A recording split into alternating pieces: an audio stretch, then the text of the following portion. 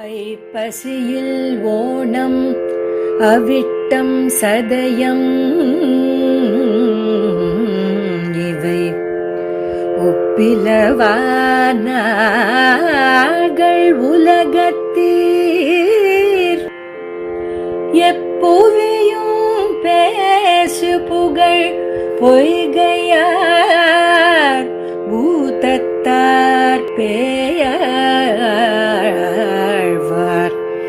எப்புவியும் பேசு புகழ் பொய்கையார் பூதத்தார் பேயாழ்வார் தேசுடனே தோன்று சிறப்பால் ஐப்பசியில் ஓணம் அவிட்டம் சதயமிவை ஒப்பிலவானார்கள் உலகத்தீர் எப்புவியும் பேசு புகழ் பொய்கையார் பூதத்தார் பேயாழ்வார் தேசுடனே தோன்று சிறப்பால்.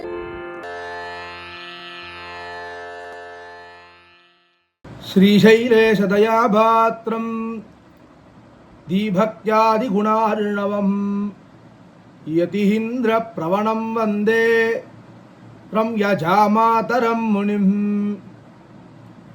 யோ நித்யமச்சுதபதாம்புஜயுக்மருக்ம व्यामोहगतस्ततितराणि तृणाय मेने अस्मद्गुरोर्भगवतोऽस्य दयैकसिन्धोः रामानुजस्य चरणौ शरणं प्रपद्ये पादुके यतिराजस्य कथयन्ति यताख्ययः तस्य दाशरथेः पादौ शिरसा धारयाम्यहम् सकलवेदान्तसारार्थपूर्णाश्रयं विपुलवादूलगोत्रोद्भवानां वरं रुचिरजामातृयोगीन्द्रपादाश्रयं वरदनारायणं मद्गुरुं संश्रये वरदगुरुचरणशरणं वरवरमुनिवर्य गणकृपापात्रं प्रवगुणरत्नजलधिं प्रणमामि श्रीनिवासगुरुवर्यं देशिकं श्रीनिवासाख्यं देवराजगुरोस्तुतं भूषितं सद्गुणैर्जीवितं वन्दे मम सर्वदा.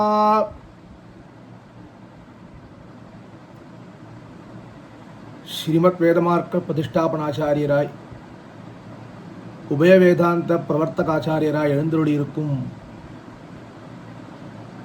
ஸ்ரீ யதுகிரி யதிராஜ நாராயண ராமானுஜியர் சுவாமியின் திருவடித்தாமரைகளுக்கு அடியனுடைய தாளும் தடக்கையும் கூப்பின பிரணாமங்கள். சுவாமியின் திவ்ய ஆக்ஞையால் திவ்ய பிரபந்த தாரா என்னும் இந்த ஒரு உபன்யாச தொடரானது ஸ்ரீமடத்திலே கடந்த ஒரு வருட காலமாக பற்பல மகனியர்களை முன்னிட்டு கொண்டு அற்புதமாக ஆழ்வார்களின் ஈரச் சொற்களின் அர்த்தங்களை அனுபவித்து வருகிறோம். இன்றைய தினம் 365வது நாள், அதாவது இன்றுடன் ஒரு வருட காலமானது முடிவடைகிறது. இந்த ஒரு சந்தர்ப்பத்திலே இந்த சிறியவனை ஓரிரு வார்த்தைகள்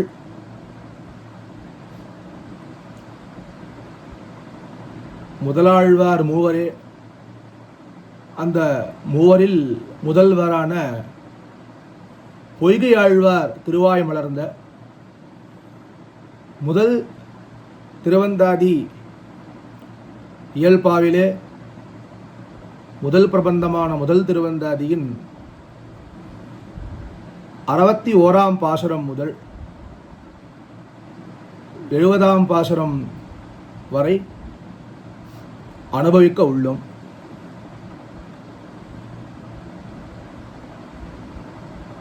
யதாமதி யதாசக்தி யதா அவகாசம் அடியேன் விஞ்ஞாபிக்கிறேன். ஏதேனும் பிழை இருப்பின் அடியேனை கட்டாட்சி தருள வேணும். கடந்த 60 பாசுரங்களாக பற்பல சுவாமிகள் இந்த கோஷ்டியிலே விஞ்ஞாபித்தார்கள் முதல் திருவந்தாதியின் அர்த்தத்தை. அதன் தொடர்ச்சியாக 60ஆம் பாசுரம் முதல் உலகும் உலகிருந்த ஊழியும் என்கிற பாசுரம் முதல் அனுபவிக்க உள்ளோம். கைதசேர் பூம்பொழில் சூழ் கச்சி நகர் வந்துதித்த பொய்கை பிராங் கவிஞர் போரேறு வையத்து அடியவர்கள் வாழ் அருந்தமிழ் நூத்தந்தாதி பதிவிளங்க செய்தான் வரிந்து. இந்த ஒரு அர்த்த விசேஷத்தை எப்படி அறிய வேணும்? நாமே ஏதோ ஒரு அர்த்தத்தை வைத்துக்கொண்டு புரிந்து கொள்ள வேணுமா? அல்லது இதற்கு வேறு ஏதாவது வழிகள் உண்டா என்றால், நம் பூர்வாச்சாரியர்களின் அவதாரமே ஆழ்வார்களின் திவ்ய சுக்திகளுக்கு வியாக்கியானங்கள் செய்து போந்து ஆழ்வார்களின் திருவுள்ளம் எவ்வாறாக இருந்திருக்க வேண்டும் என்று நன்றாக அறிந்து நமக்கு காண்பிப்பது. இந்த ஒரு முதல் திருவந்தாதிக்கு இன்று நம் அனைவரும் அனுபவிப்பதற்கு விஷயமாக உள்ளது நம்பிள்ள லோகாச்சாரியனுடைய வியாக்கியானம். வேதாந்த வேத்யாமிருத வாரிராசே வேதாந்த சாராமிக பூர்ணமக்கியம் ஆதாய வர்ஷந்தவகம் பிரபத்தியே காருண்யபூர்ணம் கலிவேரிதாசம். பரோபகாரியான நம்பிள்ளையினுடைய வியாக்கியானத்தை வைத்துக்கொண்டே இன்று இந்த ஒரு 10 பாசுரங்களுக்கு அடியேன் சில வார்த்தைகள் இந்த கோஷ்டியின் இடத்திலே விஞ்ஞாபிக்க உள்ளேன்.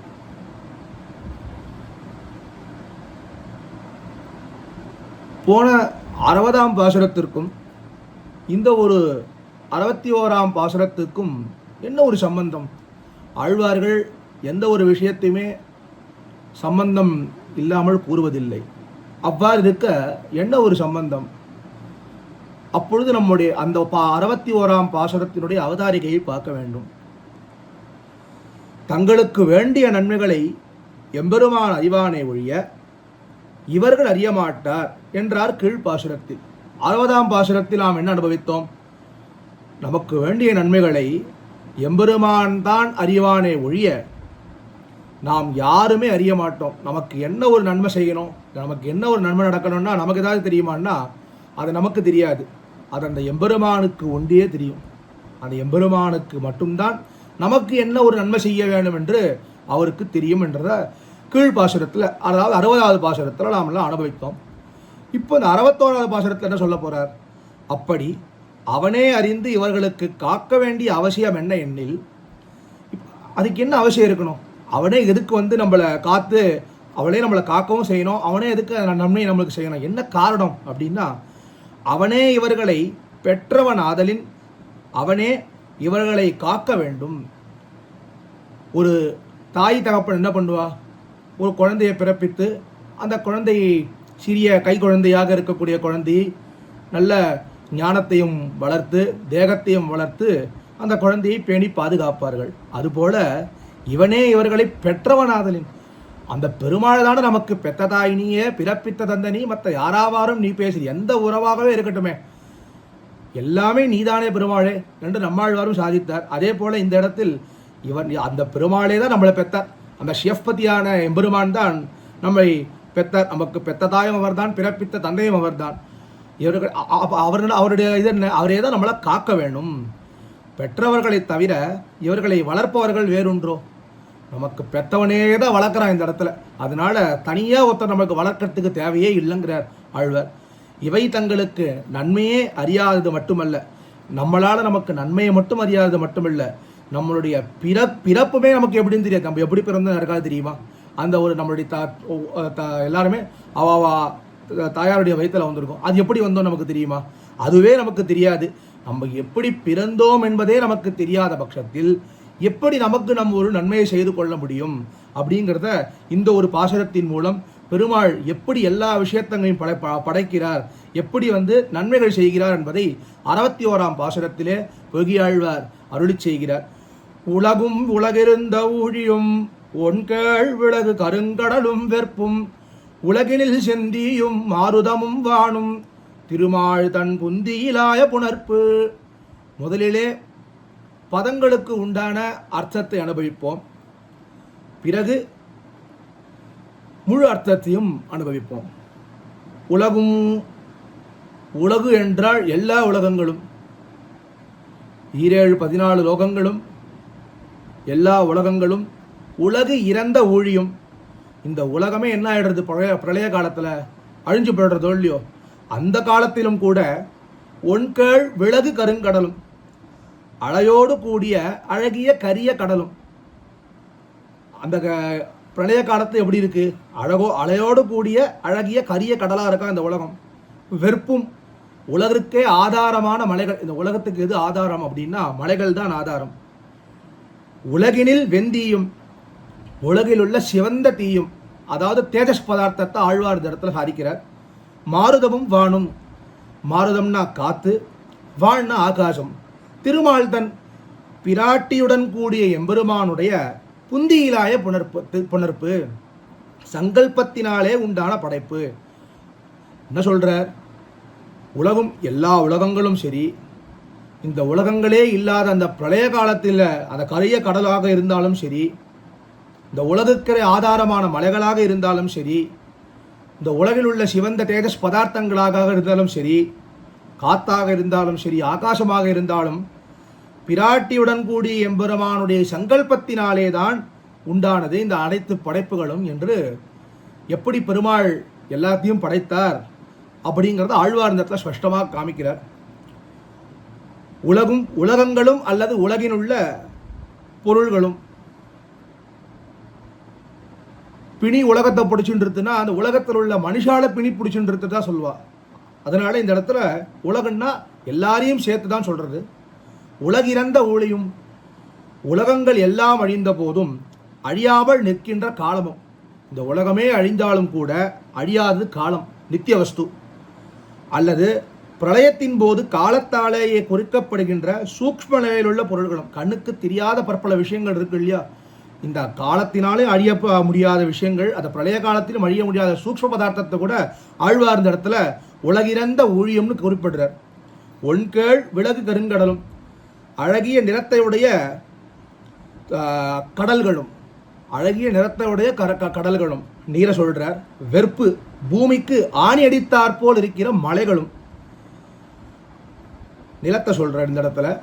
உலகினில் செந்தியும் மாருதமும் வானும், உலகினில் உள்ள சிவந்த தீயும் சிவந்த பொருள்களும், நெருப்பு, காற்றும் ஆகாசமும் மாருதமும் வானும், இவற்றால் காரணப் பொருள்களான பஞ்சபூதங்களையும் கூறுகிறார். ஆழ்வார் இந்த இடத்துல என்ன சொல்றார்? முதல்ல உலகிறந்த ஊழியும், ஒன்கேள் விலகு கருங்கடலும், கடலுங்கிறதுனால நீரை சொல்றார். வெறுப்புங்கிறதுனால வெந்தியை சொல்றார், தீயை சொல்றார். வெப்புன்றதுனால மலைகளை சொல்றார். செந்தியும்ன்றதுனால தீயை சொல்றார். மாருதம்ங்கிறதுனால காற்றை சொல்றார். வானும்ன்றதுனால ஆகாசத்தை சொல்றார். இந்த பஞ்சபூதங்களை, காரணப் பொருள்களான பஞ்சபூதங்களை குறிப்பிடுறார். இல்லாது காரிய பொருள்களான சிலவற்றை குறிப்பிடுறார் ஆழ்வார் இந்த இடத்துல. திருமால் தன் புந்தியிலாய புணர்ப்பு, இவை அனைத்தும் பிராட்டியும் தானுமாக அனுபவிக்கும் விளையாட்டிற்காக படைக்கப்பட்டவை. பெருமாள் எப்படின்னா, இது அவ 2 பேரும் விளையாடுறதுக்காக இந்த லீலா விபூதியை படைத்தார் பெருமாள் என்று இந்த ஆழ்வார் சாய்க்கிறார். பிராட்டியும் தானுமாக அனுபவித்து விளையாட்டும் படிக்காக அவ 2 பேரும் அனுபவித்து விளையாடுறதுக்காகவே இந்த ஒரு பஞ்சபூதங்கள் என்ன, காரணங்களான பஞ்சபூதங்கள் என்ன, பற்பல காரியங்கள் என்ன, அனைத்தையுமே பெருமாள் விளையாடுவதற்காக படைத்தார். பிராட்டிக்கு மகிழ்ச்சியை விளைப்பதற்காக எம்பெருமான் தன்னுடைய சங்கல்பத்தினாலே நினைவால் படைத்தவை இவை என்கிறார். இதற்கு ஸ்ரீரங்கராஜஸ்தவத்திலே ஒரு அழகான ஒரு ஸ்லோகத்தை எடுத்து காட்டுகிறார் நம்பிள்ளை. இந்த ஒரு இடத்திலே ஸ்ரீரங்கராஜஸ்தவத்தில் உத்தரபாகத்தில் இருக்கக்கூடிய ஒரு ஸ்லோகத்தை எடுத்து காட்டுகிறார். உபாய உபேயத்வே ததிய தவ தத்துவம் நது குணௌ. உபாயம் உபேயம் இரண்டும் உனக்கு இயல்பானவை. செயற்கை என்று உபாயமாக இருக்குவதும் உபேயமாக இருப்பதும் உனக்கு இயல்பாகவே உள்ளது பெருமாளே. ரங்கநாதா, உனக்கு அது செயற்கையான ஒரு விஷயம் என்று கூறுகிறார். அவனே என்றோ உபாயம், அவனே என்றோ உபாயமாக இருக்கிறான். படைக்கும் போது அவனுக்கு நம் துணை தேவையில்லை. படைக்கும் போது நம்ம எல்லாரையும் படைக்கும் போது நம்மளுடைய துணை அவனுக்கு தேவைப்பட்டதானே? இல்லையே. அப்படி இருக்கும் பொழுது காக்கும் போது நம்முடைய துணை தேவைப்படுமா? நம்முடைய துணை அவருக்கு வேண்டுமா? அதனால தான் நம்மாழ்வார் சாய்க்கிறார், நம்மனை ஞாலம் படைத்தவனை திருமார்வனை என்று 2ஆம் திருவாய்மொழியிலே சாய்க்கிறார். ஞாலம் படைத்தவனை, நம்பனை, நம்பத்தகுந்தவன் ஆனவன் அவன் அப்படின்னு சாய்க்கிறார் இந்த இடத்துல ஆழ்வார். இப்படி பெருமாள் எப்படி அனைத்து பதார்த்தங்களையும் படைத்தார், காரிய பதார்த்தங்களையும் காரண பதார்த்தங்களையும் எப்படி வஸ்துக்களையும் எப்படி பெருமாள் படைத்தார் என்பதை ஆழ்வார் இந்த ஒரு 61ஆம் பாசுரத்திலே மிகவும் தெளிவாக சாதித்தார். இவ்விடத்தில் நாம் ஞாபகத்தில் வைத்துக்கொள்ள வேண்டிய விஷயம், அனைத்துமே ஷியப்பதியான எம்பெருமானுடைய விளையாட்டிற்காக தன்னுடைய சங்கல்பத்தினாலே உண்டானவை என்பதை நினைவு கூற வேண்டும். ஞாபகத்தில் வைத்துக்கொள்ள வேண்டிய விஷயம். மேற்படி 62ஆம் பாட்டு இதனுடைய அவதாரிகை. இவற்றை எல்லாம் படைத்த பிறகு மேலுள்ள செயல்களை எல்லாம் இவர்களே செய்து கொள்கிறார்களோ எனில் அதுவும் இல்லை. சரி, பெருமாள் எல்லாத்தையும் படைச்சிட்டார், மேலே காரியங்களாக நம்மளாம் செய்கிறோம் அப்படின்னா அதுவுமே இல்லையா. இவர்களுடைய விரோதிகளை போக்கி களையெடுத்து காப்பவனும் அவனே என்கிறார் இப்பாட்டு. பெருமாள் என்ன பண்ணுறார்? படைக்கிறதோட விடலை, நமக்கு உண்டான அனைத்து விரோதிகளையும் தானே போக்கி அந்த கலைகளை எல்லாம் பிடுங்கி எரிந்து அவனேதான் நம்மளை காக்கிறார் என்பதை ஸ்பஷ்டமாக காண்பிக்கிறார் ஆழ்வார் 62ஆம் பாட்டில். போன பாசுரத்தில் எல்லாத்தையும் படைச்சிட்டார். இந்த பாசுரத்தில் என்ன பண்ண போறார்? படைத்தாலும் நம்மளுக்கு காப்பாற்றிக்க தெரியாது, நம்மளை காப்பாற்றிக்கக்கூடிய சாமர்த்தியம் நமக்கு கிடையாது என்பது அவனுக்கு தெரியும். அதனாலே அவரே என்ன பண்றார்? நமக்கு உண்டான எல்லா விரோதங்களையும் போக்கி அவரே நம்மளை ரட்சிக்கிறார் என்பதை இந்த ஒரு 62ஆம் பாசுரத்திலே ஆழ்வார் காண்பிக்க போகிறார். புனர்மருதினூடு போய் பூங்குருந்தம் சாய்த்து மனம் மருவ மாழ்விட 7 செத்து கணம் வெறுவ 7 உலகும் தாயினவும் எந்திசையும் போயினவும் சூழரவ பொங்கனையான் தோள். புனர் மருதினூடு போய், இடைவெளியின்றி சேர்ந்த 2 மரங்களின் நடுவே தவழ்ந்த போது. கிருஷ்ணாவதாரத்திலே கண்ணனம் பெருமான் பண்ண பற்பல சேஷ்டிதங்களில் இதுவும் ஒன்று. குந்தவரத்தின் நடுவே கண்ணனம் பெருமான் எழுந்தருளி அந்த அரக்கர்களை மாய்த்ததை பற்றி ஆழ்வார் நினைவு கூறுகிறார். புனர்மருதினோடு போய், இடைவிடாத இடைவெளியே இல்லாத 2 மரங்கள் சேர்ந்து ஒரே மரமாக காட்சி அளிக்கிறது. இடைவெளியே இல்லை. அந்த ஒரு மரத்தின் நடுவில் ஒரு சின்ன ஒரு தொலை இருக்கு. அந்த தொலைக்குள்ள கண்ணன் பெருமான் தவழ்ந்து போறார். பூங்குருந்தம் சாய்த்து, பூத்து குலுங்கிய குந்தமரத்தை சாய்த்து. அந்த குந்தமரம் பார்த்தா அவ்வளோ அழகா இருக்கா, அத்தனை பூக்கள் இருக்கா, கண்ணுக்கு பறிக்கிற மாதிரி அத்தனை பூக்கள் இருக்கான். மனம் மருவ, யாரை மனம் மருவ? யாரை கல்யாணம் பண்ணி பண்றதுக்காக? நப்பிள்ளை பிராட்டி மனம் புணர்வதற்காக. மால்விட 7 செத்து, எருதுகளோடு பொருதி, பெரிய எருதுகள் 7ஐயும் கொன்று என்ன பண்றார்? இந்த பெரிய பெரிய எருதுகள் 7 எருதையும் கொன்று நப்பிண்ணையை மனம் கொண்டார். கணம் வெறுவ, தேவ அசுரகணங்களை அஞ்சும்படியாக 7 உலகும் தாயினவும். திருவிக்ரமாவதாரத்திலே பெருமாள் என்ன பண்ணார்? 3 உலகையும் வளர்ந்தார் இல்லையா? அதான் இந்த இடத்துல சொல்றார். கணம் வெறுவ, அந்த ஒரு சமயத்தில் தேவர்களே 5 நாளா என்ன ஆப்போறதோ, பெருமாள் இப்படி இவ்வளோ பெருசாக ஆயிண்டே இருக்காரே, என்னென்ன என்ன ஆப்போதோ பெருமாளுக்கு, எப்படி இப்படிலாம் பண்ணுறன்றத அவளா அச்சப்பட்டாலாம் அந்த சமயத்தில். ஏழுலகம் தாயினமும், ஏழுலகங்களையும் கடந்ததுவும் என் திசையும் போயினமும், 8 திசைகளிலும் பரவினமும். அந்த ஒரு சமயத்தில் ஏழு உலகமும் 8 திசையும் பரவி இருந்தாராம் பெருமாள். சூழ் அரவப் பொங்கனையான் தோள், பரந்த ஆதிசேஷனாகிய படுக்கையை உடையவனுடைய தோளாகும். இத்தனை விஷயங்களும் பண்ணது என்னது? புனர்மருதினோடு போய் பூங்குருந்தம் சாய்த்து, மனம் மருவ மாள் விடையேழு செத்து, 7 உலகும் தாயினமும் என் திசையும் போயினமும். என்னென்ன பண்ண பெருமாள்? முதல்ல புனர்மருதினோடு போய் அந்த குந்த மரத்தின் நடுவில் போய், அந்த குருந்த மரத்தின் நடுவில் போய் அந்த அசுரர்களை மாய்த்தார். அதுக்கப்புறம் நப்பிண்ண பிராட்டியை திருமணம் செய்து கொள்வதற்காக, மனம் கொணர்வதற்காக 7 எருதுகளை மாய்த்தார். பிறகு திருவிக்கிரமாவதாரத்திலே இந்திரனை காக்குவதற்காக 7 உலகத்தையும் அளந்தார். இதெல்லாம் யார் பண்ணா அப்படின்னா, சூழ் அரவ பொங்கனையான் தோள், பரந்த ஆதிசேஷனாகிய படுக்கையை உடையவனுடைய தோளாகும். இந்த எல்லாமே பண்ணது என்னன்னா, ரொம்ப மிருதுவான தோள். அதை தான் நம்பிள்ளை நமக்கு காட்டப் போகிறார். எப்படிப்பட்ட ஒரு தோள் நம்மளை நமக்கு காக்கும் செயலானது செய்கிறது என்பதை மேலே காமிக்க போகிறார். புனர் மருதின் ஊடு போய் 2 மரங்கள் ஒன்றோடொன்று சேர்ந்துள்ளன என்றே தெரியாதபடி ஒரே மரம் போன்று இடைவெளியின்றி சேர்ந்திருந்துள்ள 2 மருத மரங்களின் நடுவே. எப்படி இருக்கா மரங்கள் அப்படின்னா, 2 தனித்தனி மரம் தான், ஆனால் எப்படி இருக்கான், அது ஒன்று போலவே சேர்ந்து இருக்கான். அப்படி பார்த்தா தெரியவே தெரியாது 2 மரமாக இருக்குன்னு. ஆனால் அது 2 மரமும் சேர்ந்து ஒரே மரமாக இருக்கான். இடைவெளியே இல்லை அந்த ஒரு மரத்துக்குள்ள. இடைவெளி கண்டு போய், ஆனால் கண்ணன் பெருமான் என்ன பண்ணுறா, ஒரு சின்ன தொலை இருக்குது, சின்ன குழந்தை தானே அவர், அந்த சின்ன தொலை எனக்கு அந்த என்ன பண்ணுறார், அடிமுதல் தலைவரை புஷ்பங்களால் நிறைந்து காண்பதற்கு மிக அழகாக இருந்த 2 குழந்தை மரங்களை சாய்த்து, அந்த மரத்தில் அவ்வளோ பூத்து குலுங்கி அவ்வளோ புஷ்பங்கள் இருக்கான். அந்த 2 மரத்தையும் என்ன பண்ணார் கண்ணன் பெருமான், உள்ள பூந்து சாய்த்து கண்ணன் பூக்களின் அழகில் மயங்கி நிற்கும் போது மேலே விழுந்து மாய்த்து விட வேண்டும் என்ற வஞ்சக எண்ணத்துடன் அம்மரங்களில் அசுரர்கள் ஆவேசித்திருந்தார்கள். என்ன நினைச்சா அசுரர்கள், இது குழந்தை தானே, வர்ணங்கள்லாம் நிறையா பார்த்தான்னா அதை பார்த்து ஆச்சரியப்பட்டு நிற்கும் அப்படின்னு நினச்சிட்டு அவன் என்ன பண்ணான்னா அந்த மரத்துக்குள்ளே ஆவேசித்திருந்தா. கண்ணன் பெருமான் என்ன பண்ணார், அவர் எல்லாமே அறிந்து வராச்சே, அவர் என்ன பண்ணார், அழகாக அந்த தொலைக்குள்ளே வந்தார். தொலைக்குள்ளே வந்து அந்த அசுரர்களை அப்படியே மாய்த்தார். அப்படிங்கிறத அந்த புனர்மருதினோடு போய் பூங்குருந்தம் சாய்த்து, மனம் மருவ மாள் விட 7 செத்து என்ன பண்ணுறார், நப்பிண்ண பிராட்டியை திருமணம் செய்வதற்காக மிகவும் கொடிய எருதுகள் 7ஐயும் அழித்தார் அப்படிங்கிறார்.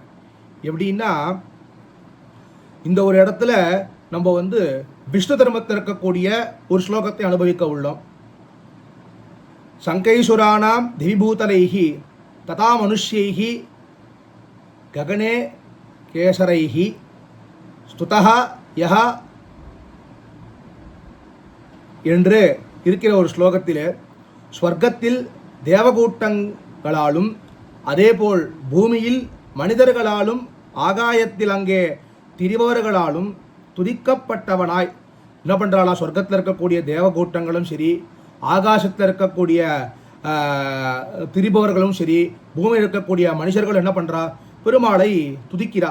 எதற்காக துதிக்கிறானா, அவனே எல்லா மங்கள வஸ்துவாக தங்களுக்கு இருக்க வேண்டும் என்று துதிக்கிறாளாம். எம்பெருமானுக்கு அனுகூலரான தேவர்கள் என்ன ஆகப் போகிறதோ என்று அஞ்சும்படி உலகங்களை எளிதாக அளந்து கொண்டபயம். இந்த இடத்துல என்ன சொல்கிறார், அந்த ஒரு பெருமாள் திருவிக்கிரமாவதாரத்தில் அளந்த போது அசுரர்கள்லாம் பயந்தாளாம், இந்த உலகத்துக்கு என்ன ஆப்போகிறதோ பெருமாள் இப்பேற்பட்ட ஒரு பெரிய உருவத்தை எடுத்திருக்காரே அப்படின்னு அஞ்சினாளாம். என்ன ஆக போகிறதோன்னு அஞ்சும்படி பெருமாள் பண்ணாராம். கீழே மருத மரங்களை முறித்தது கூறியபடியால் தனக்கு வந்த ஆபத்தை எம்பெருமான் போக்கி கொண்டமயம். முதல்ல என்ன பண்ணார், தனக்கு அந்த கண்ணன் பெருமானுக்கு அந்த அசுரர்களாலே வந்த ஆபத்தை தானே போக்கி கொண்ட அந்த புனர்மருதின் ஊடு போய் எருதுகள் அடக்கியது கூறியபடியால் நப்பிண்ணை பிராட்டியை ஆபத்து போக்கிரமயம் கூறப்பட்டது.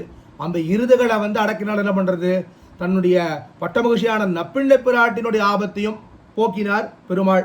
அதுக்கப்புறம் இப்போது பிராட்டிக்கு செய்தது போதன்று செயலை இந்திரனுக்காகவும் செய்கிறார். என்ன பண்றார்? திருவிக்கிரமாவதாரத்தில் யாருக்காக பண்றார் அப்படின்னா முக்கியமாக பண்கிறார் என்கிறார், இந்திரனுக்காக பண்கிறார். அப்ப முதல்ல தன்னை காப்பாற்றிக் கொள்வதற்காக புனர்மருதில் ஓடு போறார். அதுக்கப்புறம் நப்பிண்ண பிராட்டியை காப்பாற்றுவதற்காக எருதுகளை மாய்க்கிறார், 7 எருதுகளை மாய்க்கிறார். பிறகு இந்திரனை காக்கும் தருவாயிலே திருவிக்கிரமாவதாரத்தை எடுக்கிறார் என்று நம்பிள்ளை காண்பிக்கிறார். என் திசையும் போவினவும் 8 திசைகளிலும் பறந்தனவும், 8 திசைகளும் பெருமாள் பறந்து விரிந்திருந்தாரோடு.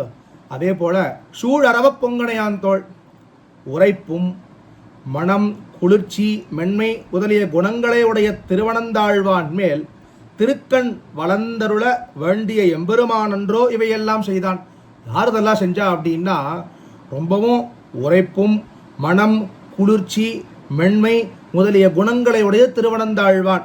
அந்த ஒரு திருவனந்தாழ்வான் எப்படி இருப்பாருன்னா ரொம்ப குளிர்ச்சியா இருப்பாராம், மனம் வீசிண்டே இருக்குமா அந்த திருவனந்தாழ்வான் மேல, மென்மையா இருக்குமா. அப்படிப்பட்ட ஒரு திருவனந்தாழ்வான் மேல் திருக்கண் வளர்ந்தருள வேண்டிய எம்பெருமான் அவர்தானே இது எல்லாமே செய்தார்.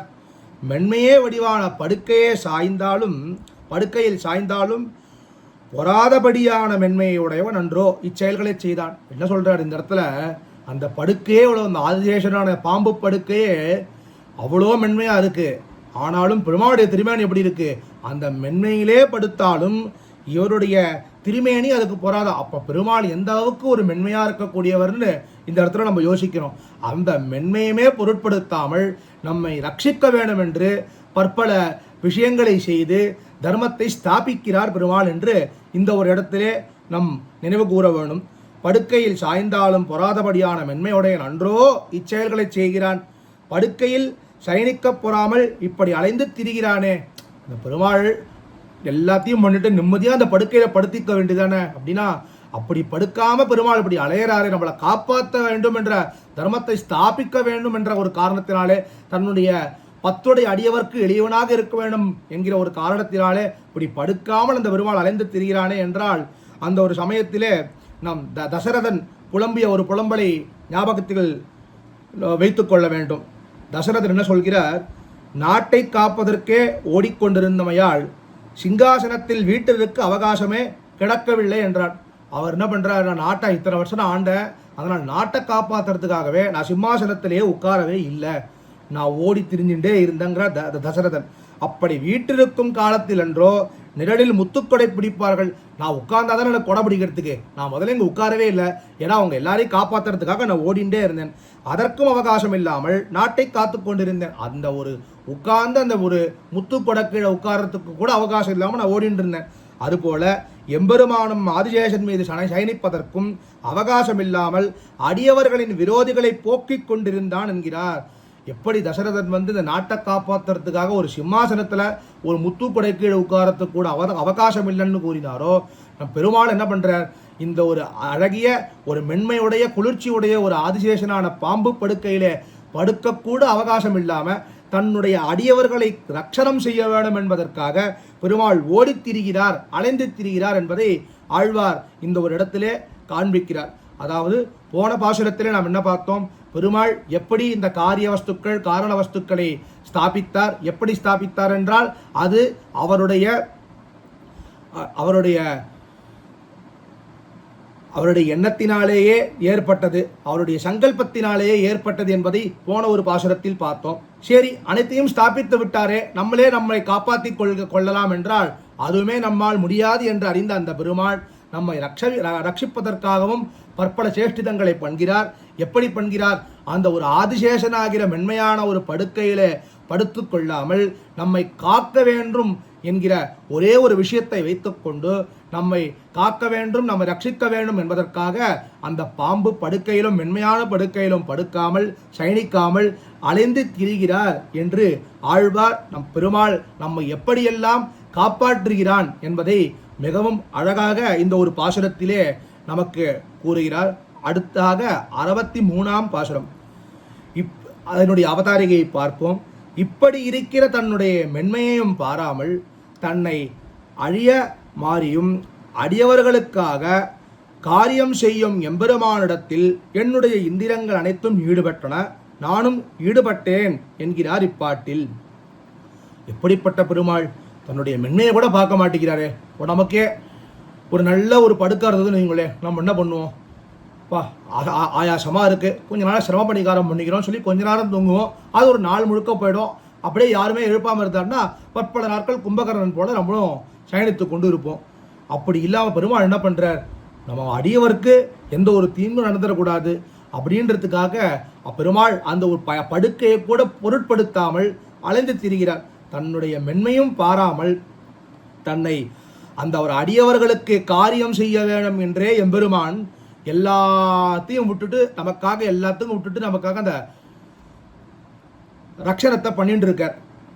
அதனால எனக்கு என்ன ஆயிடுறது, ஆழ்வார்னு சொல்றார், எம்பெருமானிடத்தில் என்னுடைய இந்திரியங்கள் அனைத்தும் ஈடுபட்டன. இப்படி இருக்கக்கூடிய பெருமாளுக்கு நம்ம என்ன பண்ண முடியும், நம்முடைய இந்திரியங்களை எல்லாத்தையும் பெருமாளுடைய திருவடி வாரத்திலே சமர்ப்பிக்க வேணும், பெருமாளுடைய விஷயத்திலே பொதுபோக்கு இருக்க வேணும் என்பதை ஆழ்வார் கூறுகிறார். நானும் ஈடுபட்டேன் என்கிறார். கூறுறது மட்டும் இல்லை, ஆழ்வார் இந்த இடத்துல சொல்றார், நம்ம எல்லா இந்திரியங்களும் அனைத்தும் ஈடுபட்டன, நானும் ஈடுபட்டேன், இந்திரியங்களையும் பெருமாளுடைய திருவடி வாரத்திலே சமர்ப்பித்தேன், என்னையும் நான் பெருமாளுடைய திருவடி வாரத்திலே ஈடுபடுத்தி கொண்டேன் என்பது 63ஆம் பாசுரத்திலே ஆழ்வார் கூறுகிறார். தோள் அவனையல்லாள் தொழா என் செவி இரண்டும் கேளவனது இன்மொழியே கேட்டிருக்கும், நானாளும் கோணாகணையான் குறை கழலே கூறுவதே நானாமை நல்லே எண்ணயம். இந்த ஒரு இடத்துல தோள் அப்படின்னா நம்முடைய கைகள், அவனை அல்லால் தொழா, எம்பெருமானை தவிர வேறொருவரை தொழமாட்டா. என் செவி இரண்டும், என்னுடைய காதுகள் இரண்டும், கேள் அவனது, எல்லா உறவுமாயிருக்கிற அவனுடைய இன்மொழியே கேட்டிருக்கும், இனிய சொற்களையே கேட்டிருக்கும். நாளும் என்னுடைய நாக்கானது தினந்தோறும் கோள் நாகனையான் ஒளிமிக்க ஆதிசேஷன் படுக்கையாக உடைய குறைகழலே ஆபரணம் ஒலிக்கும் திருவடிகளையே கூறுவதாயிருக்கும் நயம் நானாமை நல்லேன், உலகியல் விஷயங்களை நான் வெட்கம் இல்லாமல் அணுகேன் அப்படிங்கிற ஆழ்வார் இந்த இடத்துல என்ன சொல்றார் அப்படின்னா, கையானது எப்போ என்ன பண்ணணும், பெருமாளையே தொழுதுன்னு இருக்கணும். அதே போல செவியானது பகவத் குணானுபவத்தையே கேட்டுக்கொண்டிருக்கணும். அதே மாதிரி நம்முடைய நாவானது எப்பயுமே அவனுடைய திருநாமத்தையே ஸ்புரித்து கொண்டிருக்க வேண்டும். சந்தத ஸ்புரிதாதரம்னு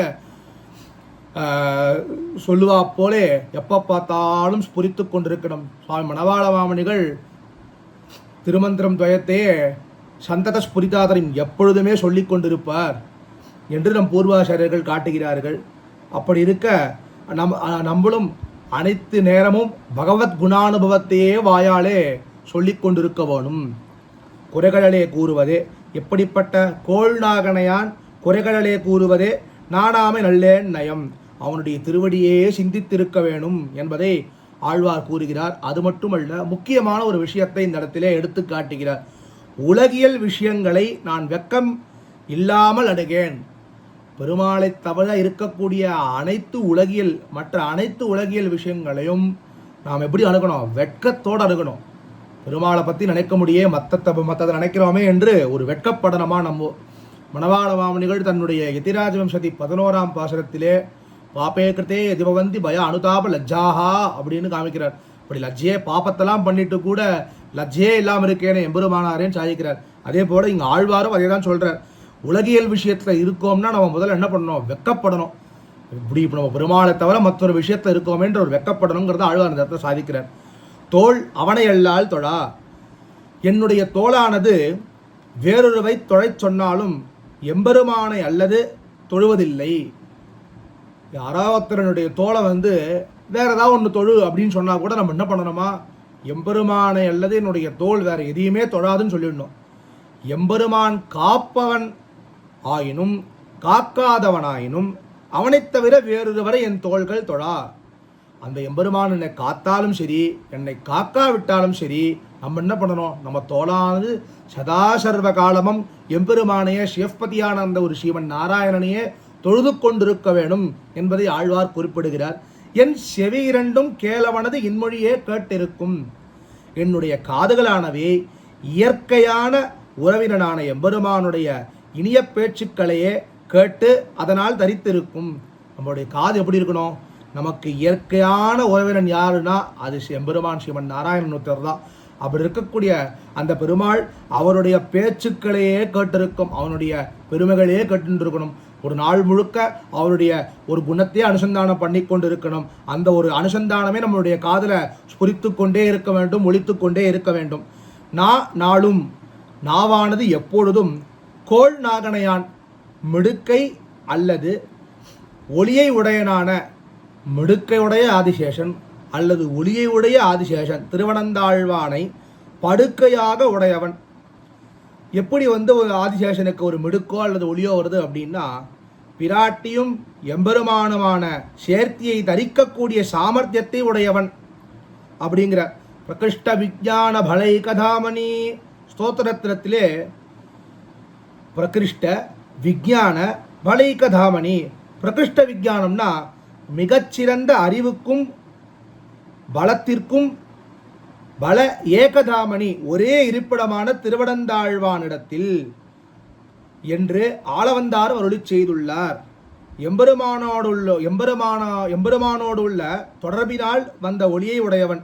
எப்படி அந்த ஒரு திருவனந்தாழ்வானுக்கு அந்த ஒளினா, அந்த எம்பெருமான் அந்த ஒரு திருவனந்தாழ்வான் மேலே படுத்துக்கிறார்ல, அந்த ஒரு தொடர்பே போராதா? பெருமாளுடைய ஒளி மொத்தம் அந்த ஒரு திருவனந்தாழ்வான் படுக்க மேலே இருக்க போகிறது. அந்த ஒளி பிரகாசிக்கிறது, அதனால ஒளியை உடையவன். அப்படிப்பட்ட திருவனந்தாழ்வானை படுக்கையாக உடைய எம்பெருமானுடைய திருவடிகளையே என்னுடைய நாவானது கூறும். அந்த ஒரு ஒளியையும் அந்த ஒரு மிடுக்கையும் உடைய அந்த திருவனந்தாழ்வானையே படுக்கையாக உடைய எம்பெருமானுடைய சிவபதியான ஸ்ரீமன் நாராயணுடைய திருவடிகளையே என்னுடைய நாவானது கூறும். நம்மளுடைய நாவானது எப்பயுமே என்ன பண்ணணும்? பெருமாளுடைய திருவடிகளையே பிரார்த்திச்சுட்டு இருக்கணும் அப்படிங்கிறது தான் ஆழ்வார் அந்த இடத்துல சொல்றார். நானாமை நல்லேன் நயம். உலகோர்கள் இவ்வுலக விஷயங்களை வெட்கமில்லாமல் என்றோ விரும்புகிறார்கள். ஆழ்வார் நம்மளெல்லாம் பார்க்குறார். நம்மளாம் பார்த்தோம்னா உலக விஷயங்கள்ல என்ன பண்ணுறோம்? வெட்கமே இல்லாமல் விரும்புகிறோம். அப்படியே நானும் வெட்கமில்லாமல் அவ்விஷயங்களை விரும்ப மாட்டேன். நான் அப்படி பண்ண மாட்டேன் பெருமாளே, வெட்கத்தோடு தான் அணுகுவேன். ஆனாலும் உன்னுடைய சம்பந்தம் ஏற்பட்ட பிறகு அந்த ஒரு வெட்கமும் இல்லாத பொழுது அந்த வெட்கமே வர முடியாத அளவுக்கு நான் இருக்க வேண்டும் என்பதை ஆழ்வார் சொல்கிறார். ஆழ்வார் உலகர்களை பார்த்து இந்த உலகத்தில் எல்லாரும் மற்ற உலகியல் விஷயத்தில் போகிறதுக்கு வெட்கமே இல்லாமல் போகிறா. ஆனால் நான் அப்படி இருக்க மாட்டேன் பெருமாளே. உண்மை அறிவு ஏற்பட்ட பின்பு வெட்கத்தோடு மீளும்படி என்றோ இவ்வுலக விஷயங்கள் உள்ளன. உண்மையான ஒரு ஞானம், பெருமாளை பற்றின ஒரு ஞானம் ஒருவனுக்கு ஏற்பட்டுருது அப்படின்னா உலகியல் விஷயத்தை பற்றின ஒரு ஈடுபாடே ஒருத்தருக்கு இருக்காது. இல்லை, மேலும்படி என்றோ உலகில் மேலே வந்துடலாமே, சுலபமாக எல்லாம் வந்துடலாமே. பகவத் குணானுபவம் பண்ணிகிட்டே இருந்தான்னா உலகியல் விஷயத்துக்கு நம்மளுடைய நேரத்தை செலவழிக்கிறதுக்கே நேரம் இருக்காது. அப்படி அதெல்லாம் ஆழ்வார் இந்த இடத்துல குறிப்பிடுறார். விரும்ப மாட்டேன். நிலவின் இதுக்கு ஒரு அழகான ஒரு எடுத்துக்காட்டு காமிக்கிறார். ஒரு அமாவாசை அன்றைய தினம் நிலவு இல்லை. அந்த நிலவனுடைய இருட்டில் ஒரு ஆண்மகன் போகிறான். போகும்போது ஒரு ஸ்திரீ போல ஒரு உருவம் போகிறது. அங்கே அதை பார்த்து இவனுக்கு ஒரு ஆசை வருது. இந்திரியங்களுடைய தமோ குணத்தை ஜாஸ்தியாக இருக்கிறதால அவனுக்கு ரஜோ தமோ குணங்கள் ஜாஸ்தியாக இருக்கிறதால ஒரு ஆசை வருது. அதுக்கப்புறம் அந்த ஒரு உருவமானது ஒரு வெளிச்சத்திற்கு போய் நிற்கிறதான். நிற்கும்போது என்ன ஆகுது அப்படின்னு பார்த்தாருன்னா அப்போ தான் தெரியுது அது ஒரு ஆணும் அல்ல ஒரு பெண்ணும் அல்லன்னு தெரியுதுதான். அப்போ என்ன ஆடுறது? உடனே அவனுக்கு மனசளவில் இவ்வளோ பெரிய ஒரு இதை பண்ணி விட்டோமே நாமோ அப்படின்னு சொல்லிட்டு அவன் மனசை வெக்கப்படுமா. தப்பு பண்ணி விட்டோமேன்னு சொல்லி அதனுடைய மனசை வெக்கப்படுமா. அப்படி உலகியல் விஷயங்களை பார்த்தால் எப்படி அந்த ஒரு ஆண்மகன் வெட்கப்பட்டானோ அதே போல வெட்கப்பட வேணும் என்பதை இந்த ஒரு இடத்திலே குறிப்பிடுகிறார். இப்போ 61ஆம் பாசுரத்தில் பெருமாள் தன்னுடைய சங்கல்பத்தினால் எப்படி இந்த ஒரு லோகத்தை படைத்தான் என்பதை பார்த்தோம். அதை படைத்தது மட்டுமல்லாமல் அதை படைத்தால் நம்மால் நம்மை காத்து கொள்ள முடியாது என்பதை தெரிந்து அவனே ரக்ஷணமும் நமக்காக பண்ணுகிறான். எப்படி பண்ணுகிறான்? அந்த ஆதிசேஷனாகிற மிருதுவான அந்த ஒரு படுக்கையில் இலைபாராமல் நம்மை காப்பதற்காக ஓடிக்கொண்டே இருக்கிறார் பெருமாள். அது மட்டுமல்ல, அப்படிப்பட்ட பெருமாளிடத்தில் நாம் எப்படி இருக்க வேண்டும்? நம்முடைய இந்திரியங்கள் அனைத்தும் அவனிடமே நாமும் அவனிடமே ஈடுபட்டு கொண்டிருக்க வேண்டும். தோள் அவனை தொழ வேண்டும், செவி அவனுடைய இன்மொழிகளை கேட்க வேண்டும், நாவும் அந்த ஒரு கோள்நாகனையானுடைய திருவடி அந்த ஒரு மிடுக்கையும் அந்த ஒளியையும் உடைய அந்த ஒரு ஆதிசேஷனை படுக்கையாக உடைய அந்த பெருமானுடைய திருவடியே பேசிக்கொண்டு போற வேணும். உலகியல் விஷயத்தை நாணும் பொழுது வெட்கத்துடன் நாண வேணும். ஒருவனுக்கு எம்பெருமானுடைய திருவடியிலே விசுவாசம் வந்துவிட்டால், எம்பெருமானை பற்றின ஞானம் வந்துவிட்டால், அவனுக்கு உலகியல் விஷயத்தில் செலவழிக்க நேரமே இருக்காது. அதுதான் ஆழ்வார் அதற்கு சொல்றார், பகவத் குணானுபவத்தை பண்ணுங்கோ, உலகியல் விஷயத்தை விட்டு விடுங்கோ அப்படிங்கிறத ஆழ்வார் தன்னுடைய 63வது பாசுரத்திலே மிகவும் தெளிவாக எடுத்து காட்டுகிறார். இப்பொழுது 64வது பாசுரம், அதனுடைய அவதாரிகை. உலக விஷயங்களை விரும்ப மாட்டேன் என்று துணிவுடன் கூற முடியுமோ? இப்போ ஒரு கேள்வி வருது, உலக விஷயத்தை விரும்ப மாட்டேன்னு ஒரு துணிவோட கூற விடுமா? நாளைக்கு ஏதோ ஒரு சந்தர்ப்பம் வந்துடுறது, தவிர்க்கவே முடியாத சந்தர்ப்பம், உலக விஷயத்தை நான் விரும்ப மாட்டேன்னு சொல்ல முடியுமான்னு? முடியாதே அப்படிங்கிறதா இங்கே ஒரு கேள்வி வருது. அவைகளே மேல் விழுந்தால் என் செய்வது? அதுகளே என் மேலே உணருது, என்னால் அதை தவிர்க்கவே முடியல, அந்த உலக விஷயத்தை என்னால் தவிர்க்கவே முடியல, அப்போ நான் என்ன செய்யறது என்று கேட்க தம்முடைய நிலைமையை சொல்லி, நான் நின்ற நிலை இதுவான பின்பு உலக விஷயங்கள் என் மீது எப்படி மேல் விடும்? என்னுடைய மனமானது திருடமாக இருக்கு, நான் நின்ற நிலை இதான். என்னோட நிலை என்ன? தோள் அவனையல்லால் தொழா என் சிவை இரண்டும் கேளவனது இன்மொழியை கேட்டிருக்கும் நானாலும் கோணாகனையான் குறைக்கடலே கூறுவதே. அந்த ஒரு பெருமாளை பற்றின குணானுசந்தானம் தான் பண்ணி கொண்டிருப்பேன் என்னுடைய நிலை இருக்கும் போது எப்படி உலக விஷயங்கள் என் மேலே விடும் என்று ஆழ்வார் கேட்கிறார். எம்பெருமானுக்கு உரித்தான ஆத்மாவை தன்னுடையது என்று நினைத்தல். இங்கே ஒரு சில விஷயங்கள் சொல்ல போகிறார். என்னென்னா, முதல் விஷயம், எம்பெருமானுக்கே உரித்தான ஆத்மா. இந்த ஆத்மாவானது முதல்ல என்னுடையது நினைக்கிறதே தப்பு. இந்த ஆத்மா யாருடையதுன்னா ஸ்ரீமன் நாராயணனுடையது தான். அந்த எம்பெருமானுக்கே உரித்தான ஆத்மாவை தன்னுடையது என்று நினைத்தல். அடியவர்கள் அல்லாதாருடன் பழகுதல். பாகவதோத்தவர்களை தவிர, எம்பெருமானுடைய அடியவர்களை தவிர மற்றவர்களுடைய பழகுதல். அது மட்டுமல்லாது அடியவர்களுடன் பழகாதிருத்தல். அவர்களோட மற்றவர்களோட பழகிறது கூட இருக்கட்டும், அடியவர்களோட பழகாத இருத்தல். பாகவதோத்தரவர்களுடைய ஒரு சம்பந்தமும் அபிமானமும் கிட்டாமல் இருத்தல். எம்பெருமானிடம் ஈடுபாடு குறைந்திருத்தல். இந்த பாகவதோத்தவர்களுக்கு காரணபூதனமாக இருக்கக்கூடிய எம்பெருமானுடைய அந்த ஒரு திருவடியிலே ஈடுபாடு குறைந்திருத்தல். அது மட்டுமல்லாது பிராட்டியின் புருஷாகாரத்தில் நம்பிக்கை குறைந்திருத்தல். நமக்கு புருஷாகாரம் பண்ணக்கூடிய அந்த அந்த ஒரு பிராட்டியினுடைய அந்த ஒரு புருஷாகாரத்திலே நம்பிக்கை குறைந்திருத்தல் போன்றவை என்றோ பாவங்களுக்கு காரணமாய் அமைந்தவை. இப்போ பாவங்களுக்கு என்னென்ன காரணங்கள்னா, முதல்ல என்ன சொல்றார்? எம்பெருமானுக்கு ஆத்மா நம்முடையதுன்னு நினைக்கிறது முதல் பாவம். அதான் முதல் பாவத்துக்கு உரித்தான விஷயம். அடுத்து பாகவதோத்தமர்களோட அவர்களை தவிர மற்றவர்களுடைய பழகுதல், அது ஒரு பாவத்துக்கு உரித்தான விஷயம்.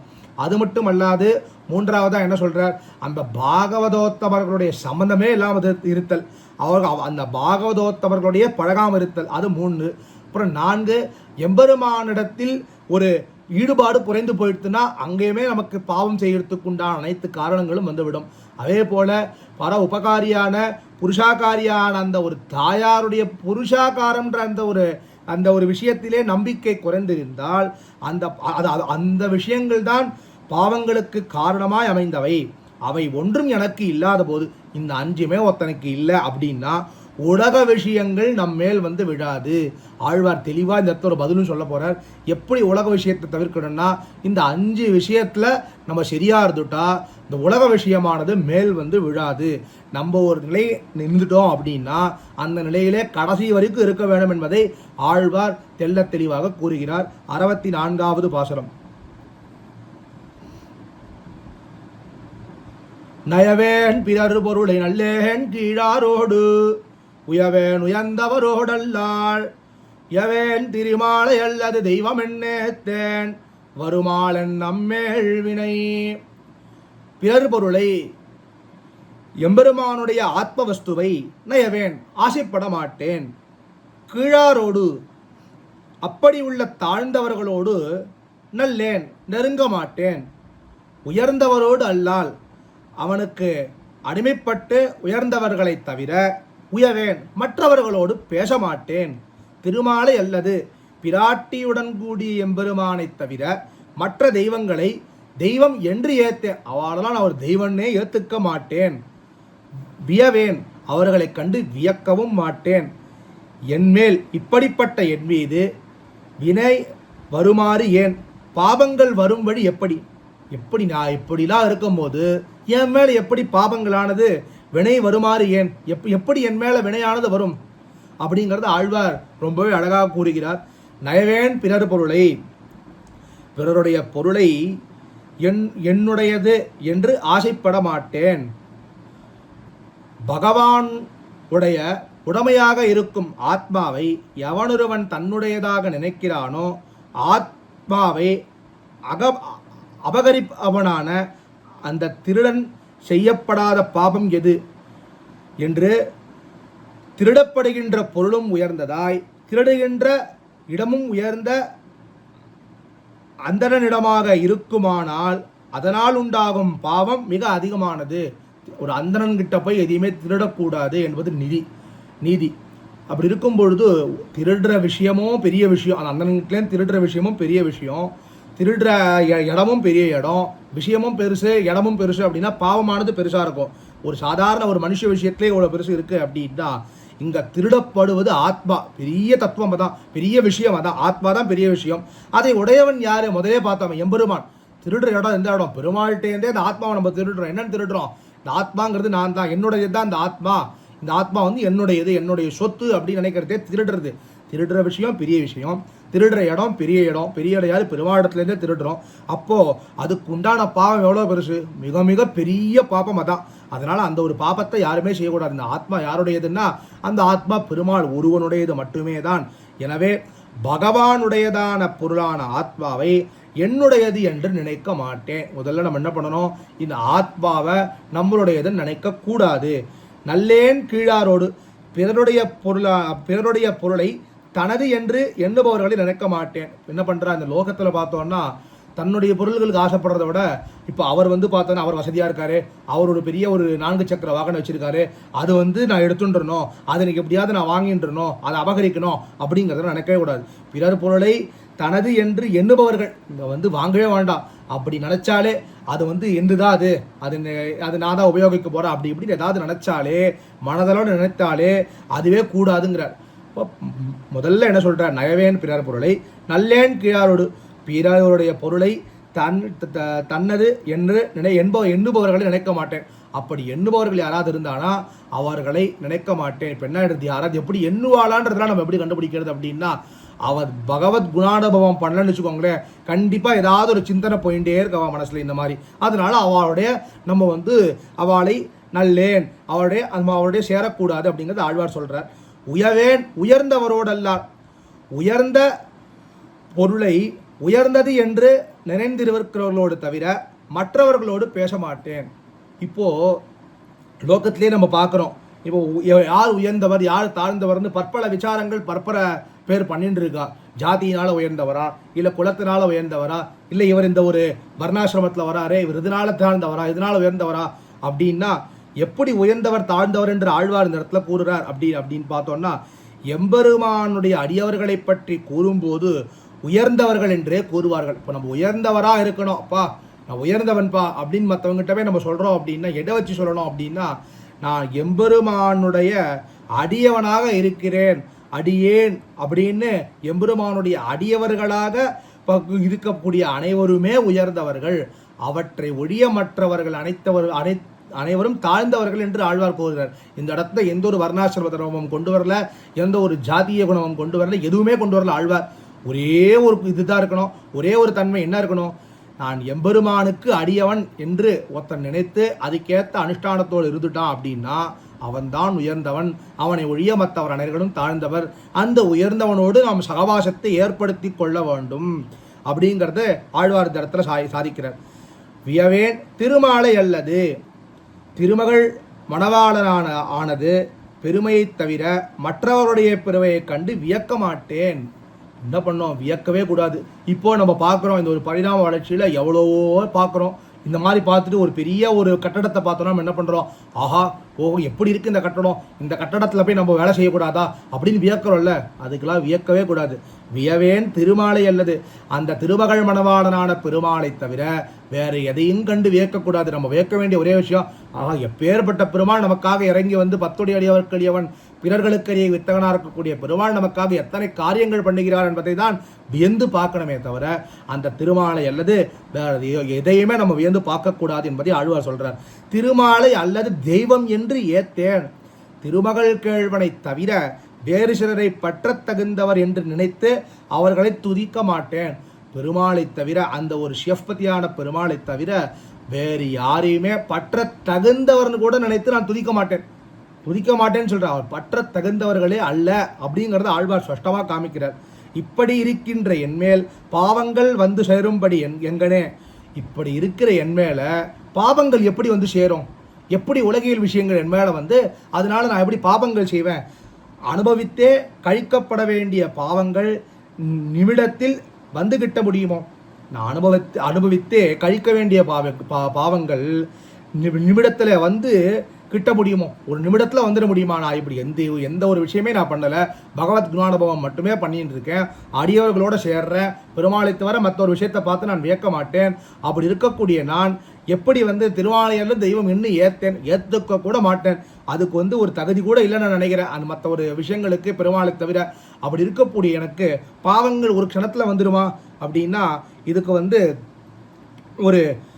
இப்போ ஒரு நல்ல ஒரு வினை செய்தாலும் சரி, ஒரு தீயோட வினை செய்தாலும் சரி, 100 கல்பக்கோடி காலமானாலும் அது அழியவே அழியாது.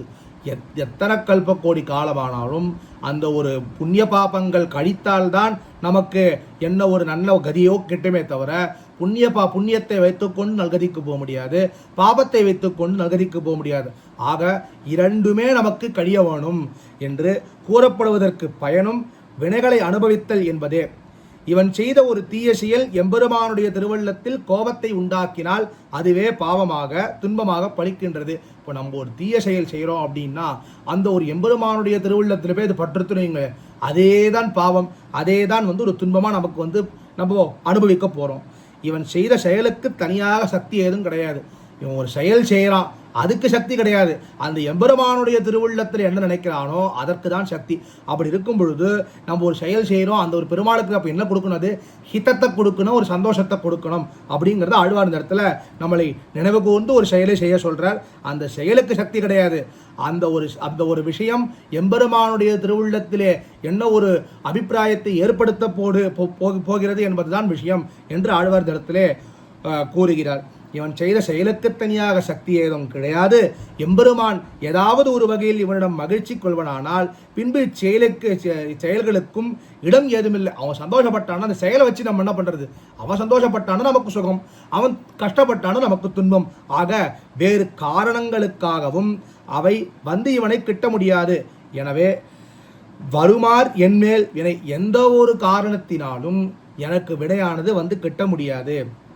விஷத்தை முறிக்கக்கூடிய மருந்தை கையில் கொண்டிருப்பவன் துணிவுடன் பாம்பை வாயில் கைவிடுகிறான் அல்லவா? ஒரு பாம்பாட்டி என்ன பண்ணுறான், அவன் முன்னாடியே என்ன பண்ணுவான் அப்படின்னா அந்த பாம்பு கடி ஏற்பட்டால் விஷம்லாம் உடம்புல ஏறதோ இல்லையோ அதை தடுக்கிறதுக்கு உண்டான மருந்து அவன் முதலையே சாட்டுருவான். இல்லை முதலே வந்து அதுக்கு உண்டான எல்லா முன்னேற்பாடுகளையும் செய்து கொண்டு தான் பாம்பினுடைய வாயில் கைவிட்டு அந்த வித்தைகள்லாம் காமிக்கக்கூடியவன் பண்ணுவான். அப்படி ஒரு பாம்பு விஷயத்திலே இருக்கக்கூடிய எம்பெருமானை பற்றி அறிவு உள்ளவர்கள் பாவங்களுக்கு அஞ்சாமல் இருப்பதற்கு அந்த அளவு கூடவா துணிவில்லாமல் போகும்? நம்ம பாவத்தை எதுக்கு கண்டு அஞ்சணும்? அந்த ஒரு பாம்பாட்டி, சாதாரண ஒரு பாம்பாட்டியே அந்த பாம்புக்கோட கடிக்கு பயப்படாமல் இருக்கிறதுக்கு அத்தனை மருந்து போட்டுக்கிறான். நம்ம பெருமாளை பற்றியே அறிஞ்சிட்டோம். அப்படி இருக்கக்கூடிய நம்ம எப்படி பாவங்களுக்கு அஞ்சாமல் இருப்பதற்கு அவ்வளவு கூடவா துணிவே இல்லாமல் போகணும்? அந்த அளவுக்கு கூடிய துணிச்சல் நமக்கு. நம்ம அப்படி என்ன பாவம் பண்ணிட போகிறோம்? எம்பெருமானை பற்றி நினைக்கிறோம். நம்ம வேற என்ன விஷயத்துக்கு மருந்து மாதிரி நமக்கு எம்பெருமானை பற்றி நினைக்கிறோம். அதுக்கு மேலே எந்த ஒரு விஷயமா இருந்தாலும் நமக்கு ஒன்றும் பண்ண போகிறது கிடையாது. அப்படி இருக்கக்கூடிய வருமாள் எல்லாம் வல்லரான ஒருவனை பற்றிருக்கின்ற என்மேலோ பாவம் என்கின்ற அறிவற்ற செயல் வந்து மேலிடப் போகின்றது. பிறருக்கு தன் மீது உரிமை இருந்தாலோ தன் மீதும் தனக்கு உரிமை உள்ளது. எனவேதான் பிறருக்கு அடிமைப்பட்டிருத்தல் தனக்கு தானே உரியவன் என்கிற சுதந்திர தன்மையும் விலகப்படுகிறது. அப்படிங்கிற இந்த இடத்துல என்ன ஆகுறது அப்படின்னா, தமக்கு தனக்கு தானே உரியவன் என்கிற சுவாதந்திரியமும் விலகப்படுகிறது. நமக்கு நம்மளே தான் உரியவன் அப்படிங்கிற சுவாதந்திரியமும் போயிடுறது. அந்த பகவத் குணானுபவம் பண்ணும்போது மற்றவர்களுக்கு நாம் உரியவன்ற ஒரு சுவாதந்திரியமும் போயிடுறது. அவளுக்கு நம்ம அடிமை பூண்டிருக்கோன்ற ஒரு இதுவும் போயிடுறது. நம்ம அடிமை பூண்டிருக்கிறது அந்த சிவபதியான ஸ்ரீமன் நாராயணன் ஒருவனுக்கே. நாம் செய்த பாவங்களை எம்பெருமான் மறந்து விடுவதால் நம்முடைய முன்வினைகள் அழிந்துவிடும். நாம் செய்கின்ற வருவினைகளை அவன் அறியாதவனாக இருப்பதால் அவை நம்மீது ஒட்டாது. இப்போ நம்ம செய்த பாவத்தையும் பெருமாள் என்ன பண்ணுறார், க்ஷமாபணம் பண்ணிட்டு நம்ம குழந்தைன்னு விட்டுடுறார். அதே போல் நம்ம செய்ய போகிற வருவிகளும் அவன் அறியாது இருக்கான். அதனால என்ன ஆகிடுறது, போய பிழை புகுதருவான் பிழை, புகுதருவான் நின்ற பிழை, இது இரண்டுமே நம்ம ஒன்றுமே செய்யாது. ஏன், அது ரெண்டுமே பெருமாள் நமக்கு ரட்சித்தருள்றான். அதெல்லாம் நம்ம இந்த குழந்தை போனால் போடுது அப்படின்னு. இது எந்த ஒரு இடத்துல இருந்ததுன்னா, திருவாய்க்குளத்தாழ்வானுக்கு நம்பிள்ளை சொன்ன வார்த்தையாக வருமாலின் மேல் வினை என்று இந்த ஒரு பாசுரத்துக்கு அழகாக நம்பிள்ளை அர்த்தமானது சாதிக்கிறார். ஆக இந்த ஒரு முதல் 61ஆம் பாசுரத்திலே பெருமாள் எப்படி இந்த ஒரு பதார்த்தங்களை படைத்தார் என்று பார்த்தோம். தன்னுடைய சங்கல்பத்தினாலே லீலா விபூதியை அவர் படைத்தார். தானும் தன்னுடைய பட்ட மகிழ்ச்சியான நாச்சியாரம் விளையாடுவதற்காக இந்த ஒரு விபூதியை படைத்தார். அது மட்டுமல்ல, அந்த ஒரு விபூதியை படைத்து 62ஆம் பாசுரத்திலே அதை எப்படி காத்துக்கொள்ள வேண்டும் என்று அந்த ஆதிசேஷ படுக்கையில் தான் படுத்து கொள்ளாமல் நம்மை காப்பதற்காகவே பெருமாள் பற்பல சேஷ்டிதங்களை செய்து நம்மை காத்து கொண்டு இருக்கிறார். அது மட்டுமல்ல, அப்படி காக்கக்கூடிய எம்பெருமானிடத்தில் நாம் எப்படி இருக்க வேண்டும், அவனுடைய தோள் அவனையல்லால் தொழா என்று அவனுடைய இன்மொழிகளை கேட்டுக்கொண்டும் இன்மொழி திருவடியை சிந்தித்து கொண்டும் நம்முடைய கையானது அவனுடைய திருவடியை தொழுது கொண்டும் உலக விஷயங்களில் வெட்கப்பட்டு அணுக வேண்டும் என்பதை 63ஆம் பாசுரத்திலே குறிப்பிட்டார். 64ஆம் பாசுரத்தில் எப்படி அந்த ஒரு உலக விஷயங்கள் நம்மேல் ஏறிட்டு விடும், நாம் திருடமாக எம்பெருமான் திருவடியை பிடித்து கொண்டு எம்பெருமானுடைய குணானுசந்தானம் பண்ணும் அளவில் எப்படி உலக விஷயம் நம்மை கிட்டிவிடும், நம்மேல் விடும், அது விழாது. அப்படி விழுந்தால் என்ன செய்ய வேணும், எப்படி எந்தெந்த ஒரு விஷயத்தை நாம் நினைவில் வைத்து கொண்டு இந்த உலக விஷயத்திலிருந்து வெளிவர வேண்டும் என்பதை ஆழ்வார் 64வது பாசுரத்திலே மிகவும் அழகாக சாதிக்கிறார். இப்பொழுது 65வது பாசுரம். இப்படிப்பட்ட நிலை எனக்கு ஒருவனுக்கு மட்டுமன்று, அவனை பற்றி அறியவர் எல்லோருக்குமே இப்பெருமை உண்டு என்கிறார் இப்பாட்டில். என்ன சொல்ற ஆழ்வாரே, நீ மயரவர மதிநலம் அருள பெற்றவர், அதனால உமக்கு இந்த நிலைமை. நம்மை போன்றவர்களாம் என்ன, அதனால இந்த பாசத்தை என்ன சொல்றார், எனக்கு ஒருவனுக்கு மட்டுமன்று இந்த நிலை, இந்த நிலை எனக்கு ஒண்டி கிடையாது. இந்த பாபத்தை பெருமாள் ரட்சித்தருளார். நம் இந்த ஒரு வருமானின் மேல் வினைன்ற ஒரு விஷயம் எனக்கு ஒண்டி கிடையாது. அவனை பற்றிய அவர் எல்லோருக்குமே, அவன் பத்தினவர் எல்லோருக்குமே இந்த ஒரு பெருமை உண்டு. பெருமாளை ஒருத்தர் பத்திட்டா அப்படின்னா அவ மேல எந்த ஒரு வினயமே வரவே வராது அப்படிங்கிறத ஆழ்வார் இந்த ஒரு பாசுரத்துல சாதிக்கிறார். அதனால இந்த ஒரு விஷயம் நாம் அனைவருக்கும் உண்டான ஒரு விஷயம். வினையால் அடற்படால் வெண்ணரகில் சேரார், தினையேதன் தீக்கதிக்கம் செல்லார், நிதற்கரியானை சேயானை 1000 பேர், செங்கற்கரியானை கைதொழுதற்கால் அப்படிங்கிற இந்த ஒரு பாசுரத்துல நினதற்கு அரியானை, நம்முடைய முயற்சியினால் அறிய முடியாதவனும், சேயானை வெகு தூரத்தில் இருப்பவனும், 1000 பேர் சகஸ்ர நாமங்களை உடையவன், 1000 திருநாமங்களையும், செங்கண் கரியானை சிவந்த கண்களையும் கரிய திருமேனையும் உடைய எம்பெருமானை கை தொழுதக்கால் கையாலே வணங்கினால், வினையால் அடற்படார் வினைகளால் துன்புறுத்தப்பட்டார், வெண்ணரகில் சேரார் கொடிய நரகத்தில் சேரார், தினையேனும் சிறிதளவும் தீக்கதிக்கன் செல்லார் கெட்ட கதிகளுக்கு போக மாட்டார். யார் ஒரு என்ன சொல்றார், வினையால் அடற்படார் வெண் நரகில் சேரார், தினையேனும் தீக்கதிக்கம் செல்லார். எந்த ஒரு வினையாலும் ஆட்கொள்ளப்பட மாட்டோம், எந்த ஒரு வெண் நரகத்துக்கும் நம்ம போய் சேர மாட்டோம், சிறிதளவும் கூட ஒரு கெட்ட கதிக்கு எப்போ போக மாட்டோம் அப்படின்னா நம்மளுடைய கை வணங்கினால். என்ன வணங்கணும், நம்மளால் அறிய முடியாதவனாகவும் வெகு தூரத்தில் இருக்கக்கூடிய 1000 திருநாமங்களுடைய அந்த ஒரு சிவந்த கண்களையும் கரிய திருமேனியும் உடைய அந்த ஒரு எம்பெருமானை நாம் கை தொழுதால் என்ன ஆயிடுது? இந்த பற்பல விஷயங்கள் ஆழ்வார் சொன்ன இந்த ஒரு 4 விஷயங்களும் நமக்கு நரகத்துக்கும் போக மாட்டோம், வினையால் ஆட்கொள்ள மாட்டோம், அதே மாதிரி ஒரு துர்கதிக்கு சிறிதளவும் கூட நமக்கு போக மாட்டோம். ஏன்? நம்ம கையானது அந்த பெருமாளை தொழுதுர்த்து அப்படிங்கிறத ஆழ்வார் இந்த இடத்துல அழகாக இந்த 65வது பாசுரத்திலே மிகவும் அழகாக சாய்க்கிறார். வினையால் அடற்படார், புண்ணியம் பாவம் போன்ற வினைகளால் துன்புறுத்தப்படார். எந்த ஒரு புண்ணியம் பாவம் போன்ற விஷயங்களால நமக்கு எந்த ஒரு துன்பமுமே இருக்காது. துன்புறுத்தப்பட மாட்டார். வெண்ணறையில் சேரார். செய்த பாவங்களுக்கு பலம் அனுபவிப்பதற்காக இந்நிலவுலகில் வந்து பிறவார். இப்போ நம்ம ஏதோ ஒரு பாவம் பண்ணதுனால தான் இந்த ஒரு பூலோகத்தை திருப்பி வந்து பிறந்துட்டு இருக்கோம். இப்போ ஒரு பெருமாளுக்கு ஆட்பட்டுட்டோம் அப்படின்னா செய்த பாவங்களுக்கு பலம் அனுபவிப்பதற்காக, அந்த ஒரு பாவத்தினுடைய பலத்தை அனுபவிப்பதற்காக கூட நம்ம இந்த ஒரு பூலோகத்தில் வந்து பிறக்க மாட்டோம். அல்லது வினையால் இடர்படார் என்பதற்கு என்னன்னா, இந்த பூலோகத்தில் நம்ம பரக்கூடிய கஷ்டம், இவ்வுலகினில் துன்பங்களை அனுபவியார் என்னும் வெண்ணறையில் சேரார் என்பதற்கு நரகத்தில் போய் துன்பம் அனுபவியார். இந்த உலகத்திலும் சரி, நம்ம போக்கக்கூடிய அந்த ஒரு நரகத்திலும் சரி, 2 இடத்திலுமே நம்ம வந்து ஒரு துன்பத்தை அனுபவிக்க மாட்டோம். எப்படி? அந்த ஒரு கை அவனை தொழுதுர்த்து அப்படின்னா இந்த பூலோகத்திலும் நமக்கு துன்பம் இல்லை, இந்த ஒரு ஆத்மா அந்த ஒரு நரகத்தில் போய் இருந்தாலும் அந்த இடத்துல நமக்கு ஒரு துன்பம் இல்லை அப்படிங்கிறது ஆழ்வார் அந்த இடத்துல சாய்க்கிறார். தீக்கரிக்கம் செல்லார், தினையேனும் தீக்கரிக்கம் செல்லார் அப்படிங்கிறார்.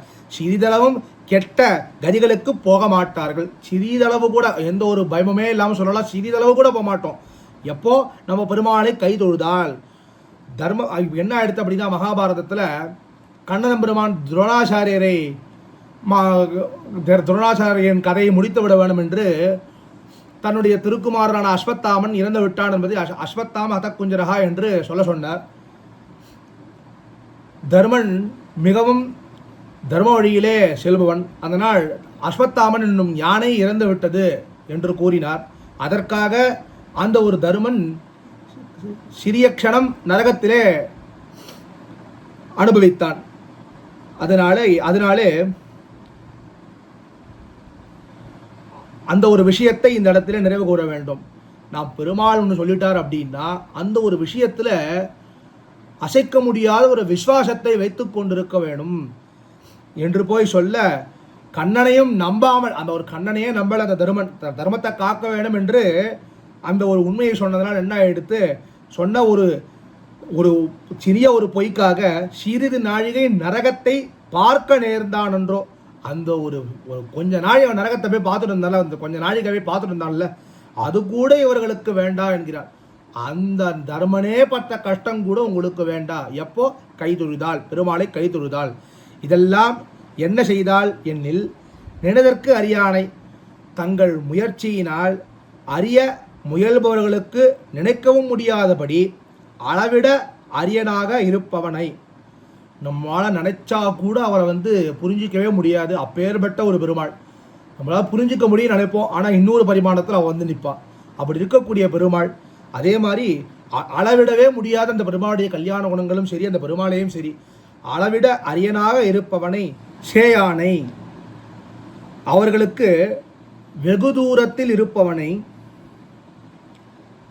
அப்படியானால் அவனை அணுக முடியாதபடி இழக்க வேண்டியது தானோ என்னில்.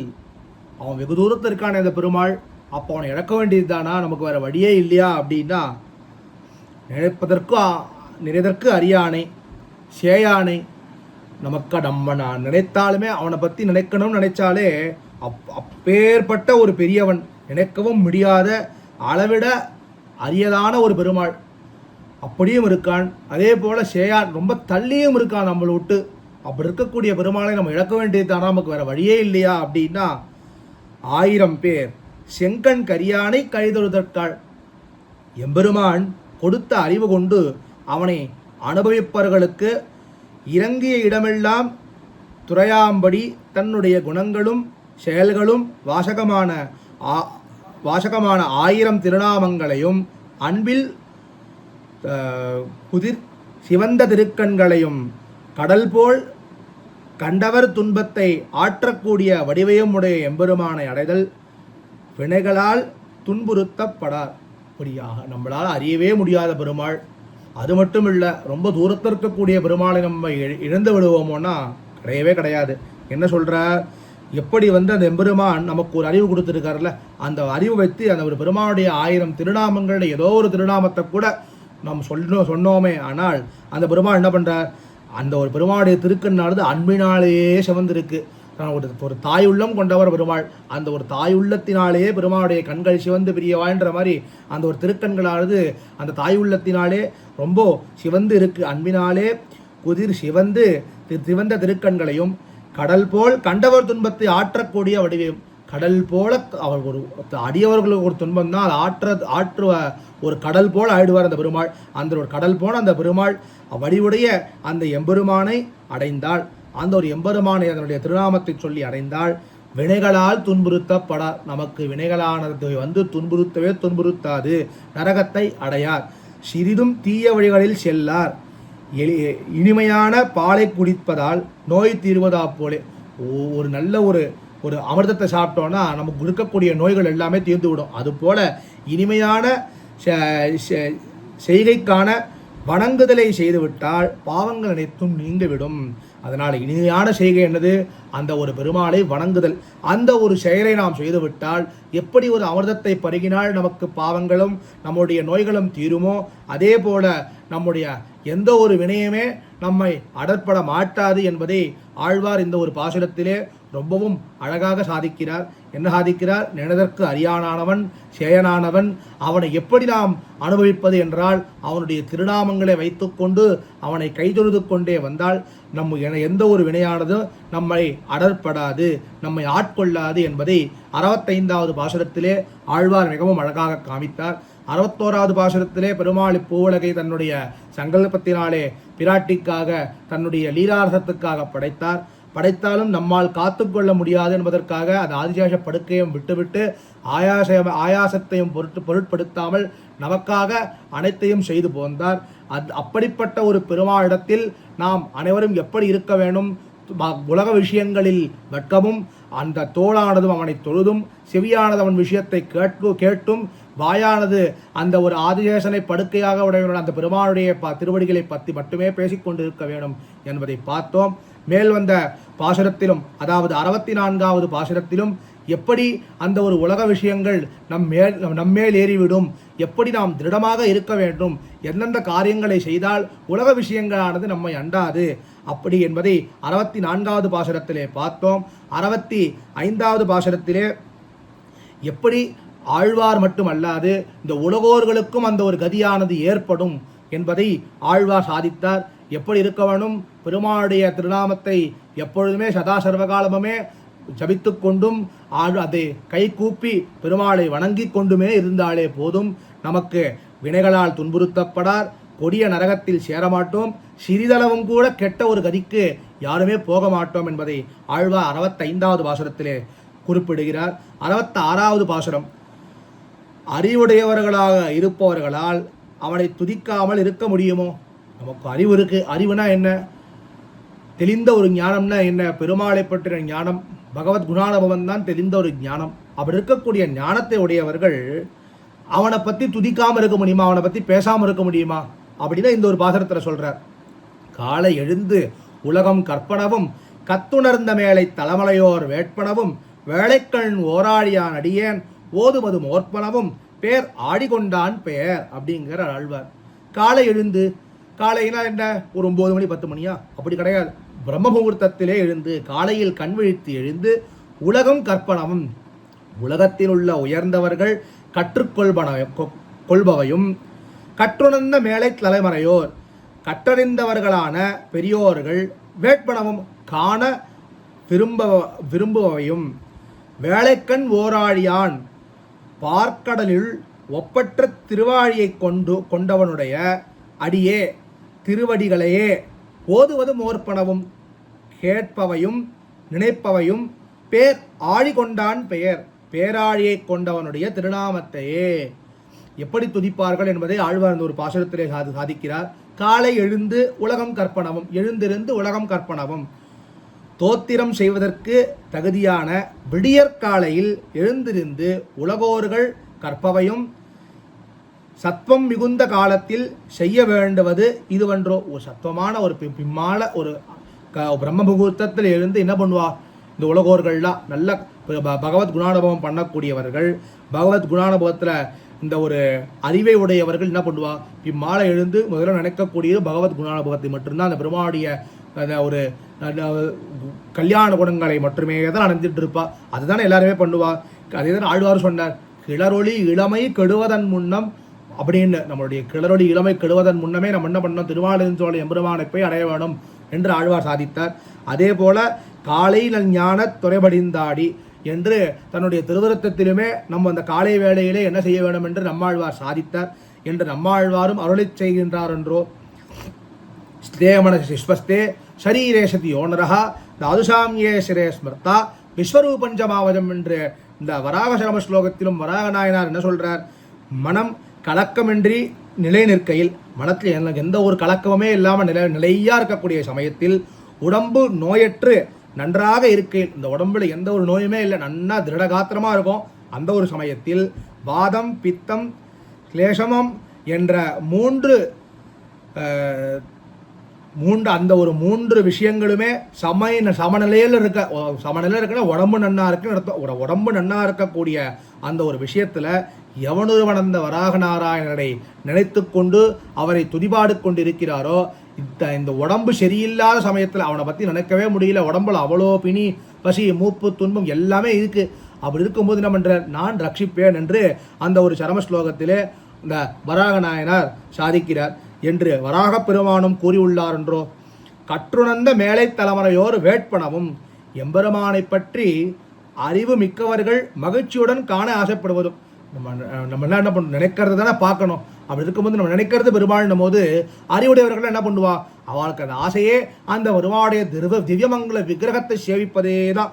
அந்த கற்றுணர்ந்த மேலை தலைமுறையோர்கள் என்ன பண்ணுவா, கற்று உணர்ந்தவர்கள்னா அந்த பெருமாளுடைய திவ்யமங்கல விக்கிரகத்தையே சேவித்துக் கொண்டிருக்க வேண்டும் என்றுதான் ஆசைப்படுவார்கள். வேலைக்கண் ஓர் ஆழியானடியே கரையை உடையதும் விசாலமானதுமான திருப்பார்கடலிலே சயனித்திருப்பவனுடைய திருவடிகளே ஆகும். எப்படி இருக்கு, வேலைக்கண் ஓராழியான்னா பெரிய விசாலமான திருப்பார்கடல்ல சயனித்து கொண்டிருக்கக்கூடிய அந்த பெருமாள். அப்படி இல்லாட்டி இன்னொரு அர்த்தமும் எடுத்துக்கலாம். என்னன்னா, வேலை என்பது கடலையே குறிப்பதாக கொண்டால், ஆழியான் என்பதற்கு உலகை காப்பதற்கு ஆயுதமாக இந்த எப்படின்னா, இந்த வேலைன்ற வார்த்தைக்கு நம்ம கடல் எடுத்தோம்னா, ஆழியான்ற வார்த்தைக்கு பெருமாள் திருக்கை இருக்கக்கூட திருவாழியாழ்வானை கூட எடுத்துக்கலாம். திருவாழியை உடையவனும் என்று பொருளாகும். அந்த ஒரு இந்த ஒரு இடத்துல என்ன, திருப்பார்கடல் க்ஷீராப்திநாதனாக இருந்தாலும் சரி, இல்லை அந்த பெருமாள் அந்த ஒரு திருவாழியாழ்வானை வைத்திருக்கக்கூடிய அந்த பெருமாளாக இருந்தாலும் சரி, என்ன பண்ணணும், ஓதுவதும் ஓர்ப்பனவும் பேர் ஆடிக்கொண்டான் பெயர். அவருடைய திருவடியை அடைவதற்கு சாதனமாக கேட்பதும் நினைப்பதும் கடல் போல் துன்பத்தை ஆற்றும் வடிவுடையவனுடைய திருநாமத்தையே ஆகும். என்ன பண்ணணும், நம்ம அவருடைய திருநாமத்தையே கேட்கணும், அவருடைய திருநாமத்தையே ஓதுவதும் ஓர்ப்பனும். நம்ம கேட்கணும், நினைக்கணும். எப்படி பேர் ஆழிகொண்டான், அந்த ஒரு பேராழி கொண்ட பெருமானுடைய திருநாமத்தையே கேட்க வேண்டும், அந்த பேராழி கொண்ட பெருமானுடைய திருநாமத்தையே நினைக்க வேண்டும். எவனொருவன் அதை செய்கிறானோ, கடல் போல தன் துன்பத்தை ஆற்றக்கூடிய அந்த பெருமானுடைய திருநாமம், அந்த ஒரு விஷயம் மட்டுமே தான் நம்முடைய எல்லா பாவங்களையும் நீக்கும் என்பதை இந்த ஒரு பாசுரத்திலே ஆழ்வார் சாதிக்கிறார். என்ன சொல்றார் இந்த பாசுரத்தில்னு பார்த்தோம்னா, எப்படி ஒரு நல்ல கற்றுணர்ந்தவர், நல்ல ஞான உடையவர் எப்படி அந்த பெருமாளை துதிக்காமல் இருக்க போறார், இப்போ எப்படி துதிக்காமல் இருக்க போறார், எப்படிதான் அவர் துதிப்பாங்கிறத சொல்லியிருக்கார். அப்படியெல்லாம் நாம் அனைவரும் துதிக்க வேண்டும் என்பதை ஆழ்வார் இந்த ஒரு பாசுரத்திலே எடுத்து காட்டுகிறார். முதலிலே 61வது பாசுரத்திலே என்ன சொல்றார், 61ஆம் பாசுரத்திலே இந்த உலகத்தை படைத்தார், தன்னுடைய சங்கல்பத்தினாலே இந்த உலகத்தை படைத்தார். அது மட்டுமல்லாது நம்மால் நம்மை காத்துக்கொள்ள முடியாது என்பதற்காக அந்த பாம்பு படுக்கையை விட்டு நம் அனைவரையும் காத்து ரட்சித்தார். அப்படி இருக்கக்கூடிய பெருமானிடத்தில் நாம் எப்படி இருக்க வேண்டும் என்றால், உலக விஷயத்தை ஆசை விட்டு அதன் தோளானதவனை தொழ வேண்டும், செவியானவன் விஷயத்தை கேட்க வேண்டும் என்று ஆழ்வார் குறிப்பிட்டார். அது மட்டுமல்லாது 64வது பாசுரத்திலே பிறர் பொருளை நயவேன், எப்படி நாம் அடியவர்களோடு இருக்க வேண்டும் என்பதை ஆழ்வார் காண்பித்தார்.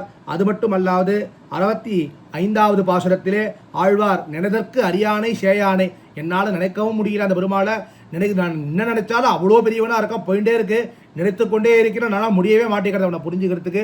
சேயானை ரொம்ப தூரத்தில் இருக்கான், அப்படி இருக்கக்கூடிய பெருமாளை நான் எப்படி அடைவது என்றால் அவனுடைய 1000 திருநாமங்களை சொல்லி கைதொழுது இருந்தாலே போதும், நமக்கு எந்த ஒரு கொடிய நரகமும் கிட்டாது, எந்த ஒரு சிறிதளவும் எந்த ஒரு கெட்ட ஒரு கதிகளுக்கும் போகமாட்டோம்.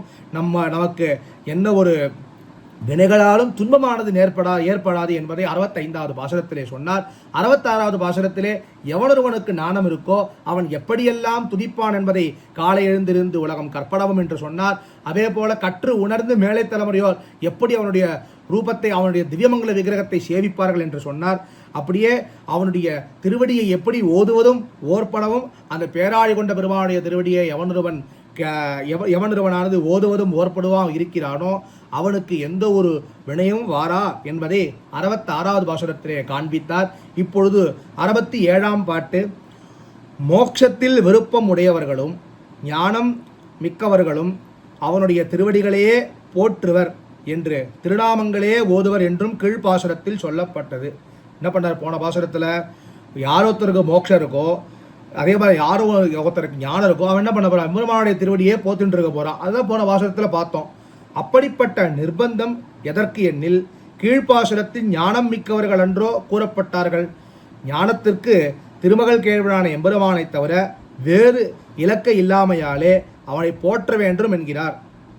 சரி, எதற்காக நம்ம போற்ற வேணும் அப்படின்னா, ஞானம் மிக்கவர்கள் எதுக்காக போற்றுற அப்படின்னா, அந்த ஞானத்திற்கு திருமகள் கேள்வனை தவிர அந்த ஞானத்திற்கு யார் இலக்கு? எதுக்காக நம்ம போற்றோம்? நமக்கு ஞானம் கிடைச்சிருக்குன்னா எதற்காக அந்த ஞானத்தை நம்ம உபயோகிக்கிறோம்? அதுக்கு ஏதோ ஒரு காரணம் இருக்குது, அந்த காரணத்துக்காக நம்ம உபயோகிக்கிறோம். அந்த காரணமே இங்கே யார்? அந்த பெருமாள் தான். அதனால அந்த திருமகள் கேள்வனான பெருமாளை தவிர வேறு இலக்கே இல்லை, அவனை போற்ற வேண்டும் என்கிறார் இப்பாட்டில். அந்த பெருமாள் ஒத்தனே தான் இலக்கு. அதனால தான் நாம் என்ன பண்ணோம்?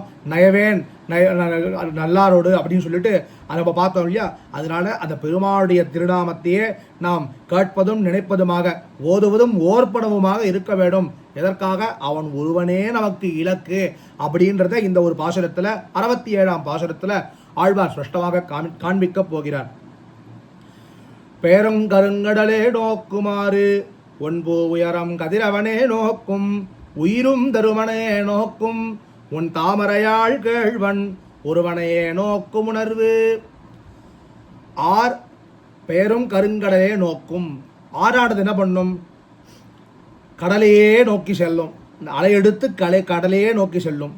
ஒன் பூ, ஒளி பொருந்திய தாமரை பூவானது, அது ஒரு தாமரை பூவானது என்ன பண்ணும்? ஒளி பொருந்திய தாமரை பூவானது என்ன பண்ணும்? உயரும் கதிரவனே நோக்கும். உயர்ந்த இடத்திலுடைய ரொம்ப தள்ளி இருக்கக்கூடிய அந்த சூரியனையே பார்த்து காத்து கொண்டிருக்கும். உயிரும் தருமனையே நோக்கும். இந்த உலகத்தில் இருக்கக்கூடிய எல்லா உயிர்களும் என்ன பண்ணுறது? அந்த ஒரு யம தருமனையே சென்றடையும். அங்கே தான் போகும் எல்லா உயிர்களும். உணர்வு அதுபோல இந்த ஞானமானது ஒந்தாமரையாள் கேழ்வன், தாமரையாளான பிராட்டியின் நாதன் ஒருவனையே நோக்கும், நாராயணனை மட்டுமே அறியும். எப்படி ஒரு ஆறானது தன்னுடைய சுவாபாவிகமான தன்மையினாலே கடலை சேருகிறதோ, அதே போல எப்படி ஒரு தாமரைக்கு அந்த ஒரு சூரிய கிரணங்கள் பட்டு அந்த தாமரை மலர்கின்றதோ, அதே போல நாம் எப்படி இருக்க வேண்டும்? நம்முடைய ஞானமானது தாமரை கேழ்வன், அந்த தாமரையான பிராட்டியின் நாதனான நாராயணனை மட்டுமே அறிய வேணும் என்பதை இந்த பாசுரத்திலே மிகவும் அழகாக ஆழ்வார் காண்பிக்கிறார். பேரும் கருங்கடலே நோக்குமாறு. ஆறு என்றால் எப்போதும் நிறைந்துள்ளதாய் கடலையை நோக்கி செல்வதாக இருக்கும். எப்போவுமே இந்த ஆறு அப்படி இருக்கும், நிறைந்து இருக்கும். இப்போ இருக்கக்கூடிய ஆறுகளில் ஆழ்வார் காலத்தில் இருக்கக்கூடிய ஆறுகளில் நிறைந்து இருந்திருக்கு. ஆழ்வார் அந்த ஆறுகள் எப்படி இருக்கு? நிறைந்து இருக்கு.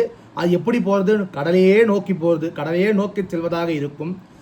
இங்கே என்னன்னா, ஆறு போய் கடலை நிறைக்கிறதான்னா கண்டிப்பாக கிடையாது. கடல் நிறைஞ்சு சமுத்திரங்கிறது க்ஷீரசாகரம், அது அவ்வளோ பெரிய கடலில் இந்த ஆறு போய் சேர்றதுனால அந்த கடல் நிறைய போகிறதா கிடையாது. இந்த ஆறானது சேர வேண்டியதுங்கிறது அதோடைய தர்மம். அதனால இந்த ஆறு போய் அங்கே சேர்றது. அதே போல் என்ன சொல்கிறார்? ஒன்பூ உயரம் கதிரவனே நோக்கும். அழகிய தாமரை பூவானது சூரியன் எவ்வளவு தூரத்தில் இருந்தாலும், சூரியன் எவ்வளவோ தூரத்தில் இருக்குது, இந்த உலகத்தை தள்ளி ரொம்ப தள்ளி இருக்குன்றா. அப்படி இருக்கும் பொழுது அந்த ஒரு சூரியனை காத்துட்டு இருக்குமா அந்த தாமரை. எப்போ அந்த சூரிய கிரணங்கள் தன் மேலே படுறதோ அழகாக மலரப்போகிறது அந்த தாமரை. அதே போல் நம்ம இயற்கையாக இல்லாமல் செயற்கையாக ஏதாவது ஒரு ஒளியை கொண்டு தாமரை மேலே வைக்கிறோன்னு வைங்களேன், அந்த தாமரை வளரவே வளராது. அது எப்பயும் காத்து கொண்டு இருக்குது அந்த சூரியனுக்காக மட்டுமே தான். அதே போல் இன்று உயிரும் தருமனையே நோக்கும். எப்படி முதல்ல நம்ம என்ன பார்த்தோம், முதல்ல அந்த ஆறுகள் சுவாபாவிகமாகவே அந்த ஒரு கடலை போய் சேர்றது. அதே போல் இந்த தாமரையும் சுவாபாவிகமாகவே அந்த சூரிய கிரணங்களுக்காக காத்து கொண்டு இருக்கு, அதுக்கு அந்த தான் படுறது. உயிரும் தருமனையே நோக்கும். இந்த உயிரும் என்ன பண்ணுறது அந்த தருமனையே தான் நோக்கும். இந்த எல்லா உயிருக்கும் ஒரே இதுதான். எல்லாம் கடைசியில் எங்கே போய் சேரும், முதல்ல இந்த யமதர்மன் கிட்ட தான் போகும். அவன் தான் நம்ம பாவ புண்ணிய கணக்கெல்லாம் பார்த்து நம்ம எந்த ஒரு கதிக்கு போக போகிறோங்கிறத நிர்ணயிக்க போகிறோம். உயிரும் தருமனையே நோக்கும். உயிர்கள் அனைத்தும் பெரும்பாலும் யமனுக்கு கட்டுப்பட்டவையாகவே இருப்பர். இந்த இடத்துல நான்முகன் திருவந்தாதியிலே திருமழிசை ஆழ்வார் நமனும் தன் தூதுவரை கூவிச் செவிக்கள்னு ஒரு அழகான ஒரு பாசுரத்தை சாதிக்கிறார். யமதர்மன் என்ன பண்ணுவாரா, தன்னுடைய அடியவர்களுக்கெல்லாம் வேலையாட்களுக்கெல்லாம் சொல்லுவாராம், இந்த பாருப்பா எம்பெருமானுக்கு அடியவனா சில பேர்லாம் இருப்பா, அவள் பெருமாளை பற்றிலாம் பேசின்னு இருப்பா, ஒரு பொழுதும் நீ அவாட்ட போய் அவாட்ட எந்த ஒரு வம்புமே வச்சுக்காத, அவாட்ட நீ வம்பு வச்சுட்டன்னா எனக்கு தான் கஷ்டம், உனக்கு கஷ்டம் இல்லை. அதனால என்ன சொல்வாராம், ஸ்ரீவைஷ்ணவ அடியவர்களை தவிர மற்றவர்கள் அனைவருமே யமனுக்கு கட்டுப்பட்டவர்கள். ஒருவன் ஸ்ரீவைஷ்ணவனாக இருந்தான்னா நம்ம அந்த யமனுக்குமே கட்டுப்பட வேண்டாம். ஒருத்தனை கட்டுப்பட்டா போதும். அந்த ஒருத்தனுக்கு கட்டுப்பட்டோம்னா நம்ம யமனுக்கும் கட்டுப்பட வேண்டாம். அப்படிங்கிறது ஆழ்வார்த்தத்தில் சாய்கிறது. ஒருத்தன் யாரு, ஒன் தாமரையாள் கேழ்வன் ஒருவனையே. அந்த ஒருவன் ஒன் தாமரையாள் கேழ்வன். அதுபோல ஞானம் என்பது திருமகள் கேழ்வனையே பற்றியே நிற்கும். அந்த ஞானமானது எப்படி இருக்கும், அந்த திருமகள் கேழ்வனான அந்த ஒரு பெருமாளையே பற்றி தான் இருக்கணுமே தவிர, ஆத்மாவாகிய தாமரைக்கு ஞானமாகிய மலர்ச்சியை ஏற்படுத்துகின்ற சூரியனும் அதன் ஒளியை போன்றவர்கள் எம்பெருமானும் பிராட்டியுமே ஆவர். இந்த ஆத்மாங்கிறது எப்படின்னா ஒரு தாமரை போல, அதுக்கு அந்த சூரியனும் ஒளியுமா யார் இருக்கா நமக்குன்னா, பெருமாளும் பிராட்டியுமே அந்த சூரியனும் ஒளியுமாக இருக்க, அந்த ஒரு பெருமாள் பிராட்டியினுடைய கடாட்சம் நமக்கு பட்டு தாமரை என்கிற நம் ஆத்மாவானது மலர்கிறது என்பதை ஆழ்வார் சாதிக்கிறார். ஒருவனே என்றால் ஏகாரத்தில் சொல்றார்கள் ஆழ்வார். ஒருவனே என்றால் எம்பெருமானை விட்டு ஆத்மாவுக்கு தனி இருப்பு இல்லை என்கிறது. அவனுடைய திருவடிகளிலே ரேகைகளும் நிழலும் போல என்றும் பிரியாதிருக்க பெறுவது என்பது கூறப்படுகிறது. எப்படி இருக்கணும் அந்த ஆத்மாவானது ஒருவனையேனா அவனை விட்டு பிரியவே முடியாது. பாத ரேகையாக இருக்கணும். இந்த திருவடியை ஒத்து இந்த பாதத்தை விட்டு எனக்கு ரேக்கை பிரியுமா, பிரியவே பிரியாது. அந்த ரேக்கையை போல இந்த ஆத்மாவானது அந்த ஒந்தாமரையாள் கேழ்வனை பிடித்து கொண்டே இருக்க வேணும் என்பதை இந்த ஒரு 67ஆம் பாசுரத்திலே ஆழ்வார் சாதிக்கிறார். அதனால எப்படி திருமகள் கேழ்வன் மொத்தம்தான் நமக்கு இலக்கு. எப்படி அந்த ஆறு எப்படி போய் அந்த கடலை சேர்றதோ, அதே போல் அந்த தாமரையானது எப்படி அந்த சூரியனுக்காக காத்து கொண்டு இருக்கிறதோ, நம்ம அந்த ஆத்மா என்ன பண்ணணும், பெருமாள் ஒருவனையே நோக்கணும். அந்த பெருமாளுடைய ஞானத்தை, பெருமாளை பற்றின ஞானத்தையே அதிகரித்து கொண்டிருக்க வேண்டும், அவனை பற்றியே அறிய வேண்டும் என்பதை இந்த இடத்துல ஆழ்வார் மிகவும் ஸ்பஷ்டமாக காண்பிக்கிறார். முதலிலே 61ஆம் பாசுரத்திலே இந்த ஒரு லோகத்தை சிருஷ்டி பண்ணார், தன்னுடைய நியமனமடியாக சிருஷ்டி பண்ணார், சங்கல்பத்தினாலே சிருஷ்டி பண்ணார். அடுத்த பாசுரத்திலே நம் அனைவரும் காக்கும் திருவாயிலே அந்த ஆதிசேஷ படுக்கையை விட்டுவிட்டு நம்மை காத்து ரட்சித்து கொண்டு இருக்கிறார். அது மட்டும் இல்லாது இப்படிப்பட்ட இந்த இத்தனை காரியங்கள் செய்யக்கூடிய அந்த எம்பெருமான் திருவடி வாரத்திலே நாம் தோழவனை எல்லால் தொழான் செவியிரண்டும் கேளவனது இன்மொழியை கேட்டிருக்கும்னு எல்லா இந்திரியங்களும் அவன் வசப்பட்டே இருக்க வேண்டும். உலக விஷயங்களில் நமக்கு எந்த ஒரு ஆசையும் ஏற்படக்கூடாது, வெட்கம் மட்டுமே ஏற்பட வேண்டும் என்பதை ஆழ்வார் சாதித்தார். பிறகு பிறர் பொருளை நயவேன் கீழாரோடு நயவேன் என்று நம்ம எந்த ஒரு எப்படி ஒரு அடியவர்களிடத்திலே நாம் அடிமை பூண்டு இருக்க வேண்டும் என்பதை சாதித்தார். அது மட்டுமல்லாது 65வது பாசுரத்திலே நினைதற்கு அரியானை சேயானை, அந்த பெருமாளை நாம் எப்படியெல்லாம் நினைக்க வேண்டும் என்பதை ஆழ்வார் சாதித்தார். அதே போல காலையிலிருந்து உலகம் கற்பனவும் அனைத்து ஞானமுள்ளவர்கள் எப்படி அந்த பெருமாளை துதிப்பார், நாம் எப்படி அந்த பெருமாளை துதித்தால் வினையால் நாம் அனைவரும் அடற்பட மாட்டோம், எந்த ஒரு வினையும் நம்மை அண்டாது என்பதை சாதித்தார். 66ஆம் பாசுரத்திலே ஒன்பூ உயரம் கதிரவனே நோக்கும் ஒருவனையே நோக்கும் என்று 67ஆம் பாசுரத்திலே ஆழ்வார் எப்படி அந்த 66ஆம் பாசுரத்திலே ஆழ்வார் சாதித்தா போலே அந்த ஒரு ஆறானது எப்படி கடலை நோக்கி செல்லுமோ, அதே போல இந்த கதிரவனை நோக்கும் அந்த தாமரையானது எப்படி கதிரவனையே நோக்கி இருக்குமோ, நாமும் பெருமாளை பற்றின ஞானத்தையே நோக்கி அந்த அறிவை வளர்த்து கொண்டிருக்க வேண்டும் என்ற ஒரு இலக்கையே நோக்கி இருக்க வேண்டும் என்பதை ஆழ்வார் சாதித்தார். 68ஆம் பாட்டு. ஞானத்திற்கு சென்றடையத்தக்க இடம் அவனைத் தவிர வேறில்லை. இப்போ ஞானத்துக்கு சென்றடையத்தக்க இடம் இது எம்பெருமானுடைய திருவடிவாரமே தவிர வேறு இடமே இல்லை அப்படிங்கிறார் ஆழ்வார். இப்படி இருந்தாலும் அவனை அறிந்தவர்கள் ஒருவரும் இல்லர் என்கிறார் இப்பாட்டில். என்ன இது? ஞானம்ங்கிறது அவனை அறியறதுக்கு மட்டுமே தான். அந்த சென்றட வேண்டிய இடமும் அவனை தவிர வேறு எதுவும் இல்லை. இந்த இடத்துல என்ன சொல்கிறார்? இப்படியே இருந்தாலும் கூட அவனை அறிந்தவர்கள் ஒருவரும் இல்லர். அவனை அறிந்தவர்கள் இந்த உலகத்தில் யாருமே இல்லை அப்படிங்கிற ஆழ்வார். அது ஏன் இப்படி சொல்கிறாருன்றதை அனுபவிப்போம். உணர்வாரார் உன் பெருமை ஊடிதோர் ஊழி உணர்வாரார் உன்னுருவன் தன்னை உணர்வாரார் விண்ணகத்தாய் மண்ணகத்தாய் வெங்கடத்தாய் நாள் வேத பண்ணகத்தாய் நீ கிடந்தபாள்.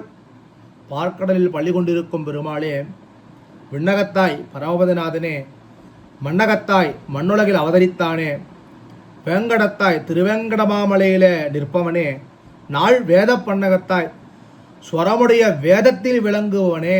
வேதத்தை நம்ம இஷ்டம் போலலாம் சொல்ல முடியாது. இப்போ திவ்ய பிரபந்தம்னா ஒரு இடத்துல ஒரு மாதிரி சேவிப்பா.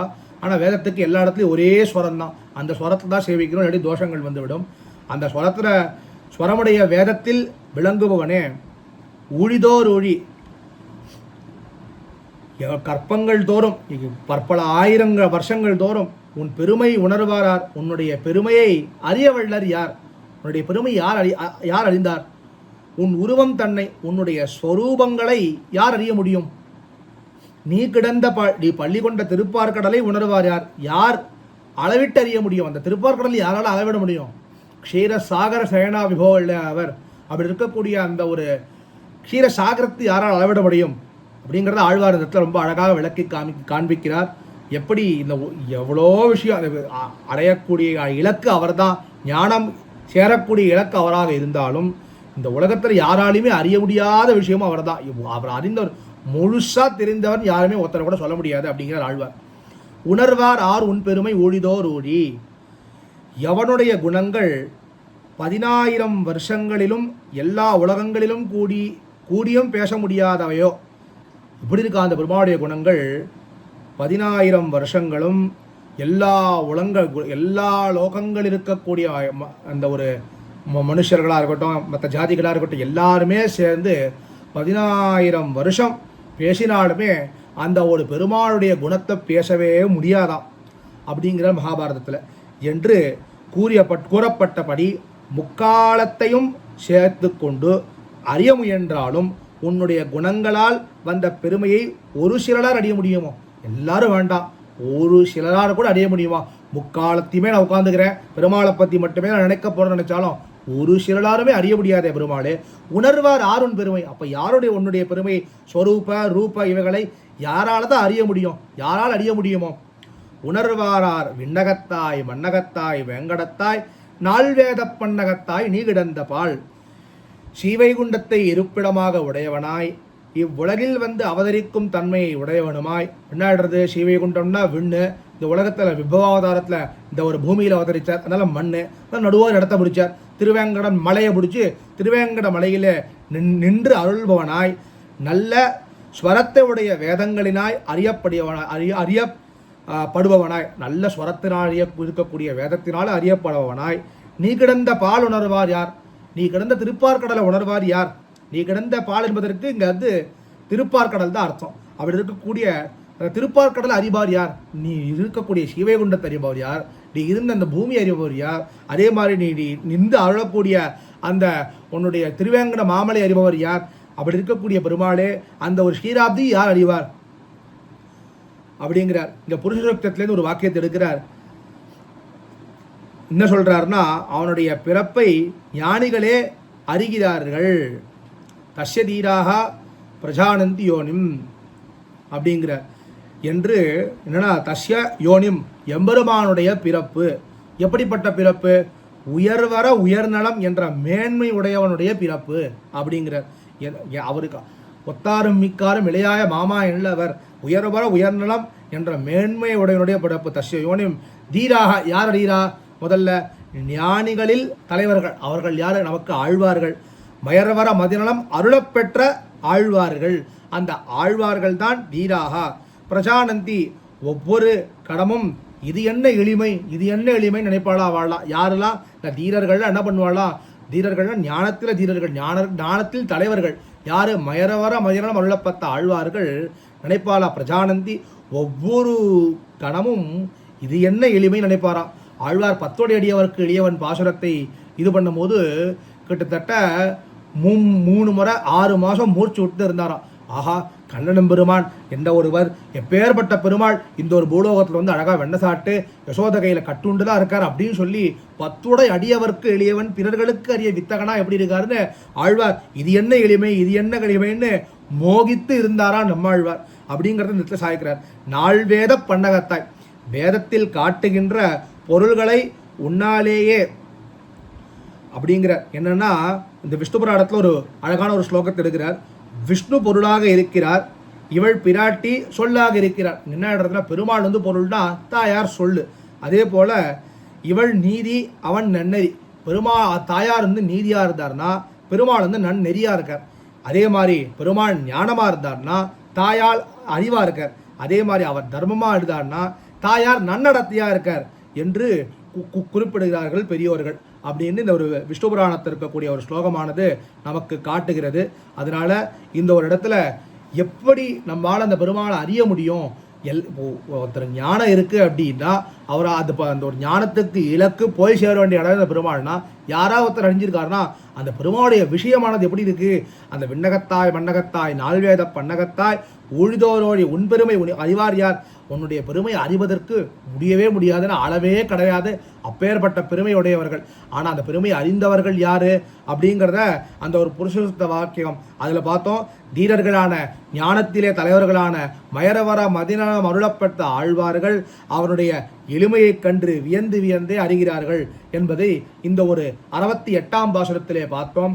61ஆம் பாசுரத்தில் ஆழ்வார் இந்த ஒரு பூவுலகை படைத்தார், தன்னுடைய சங்கல்பத்தினாலே படைத்தார். அது மட்டுமல்லாது நம் அனைவரும் காக்கும் திருவாயிலே ஒரு க்ஷணமும் தான் சிரமபரிகாரம் செய்து கொள்ளாமல் நம்மை காத்தருளினார்.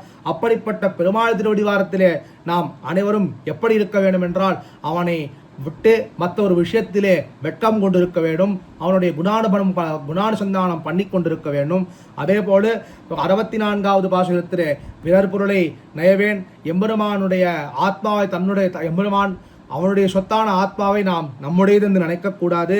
அதே போல வேற ஒரு தெய்வத்தை நாம் ஏற்றவே கூடாது, வியக்கக்கூடாது என்பதை சாதித்தார். இப்போ இருப்பவர்களுக்கு பாபங்கள் வந்து நேருமோ என்று சாதித்தார்.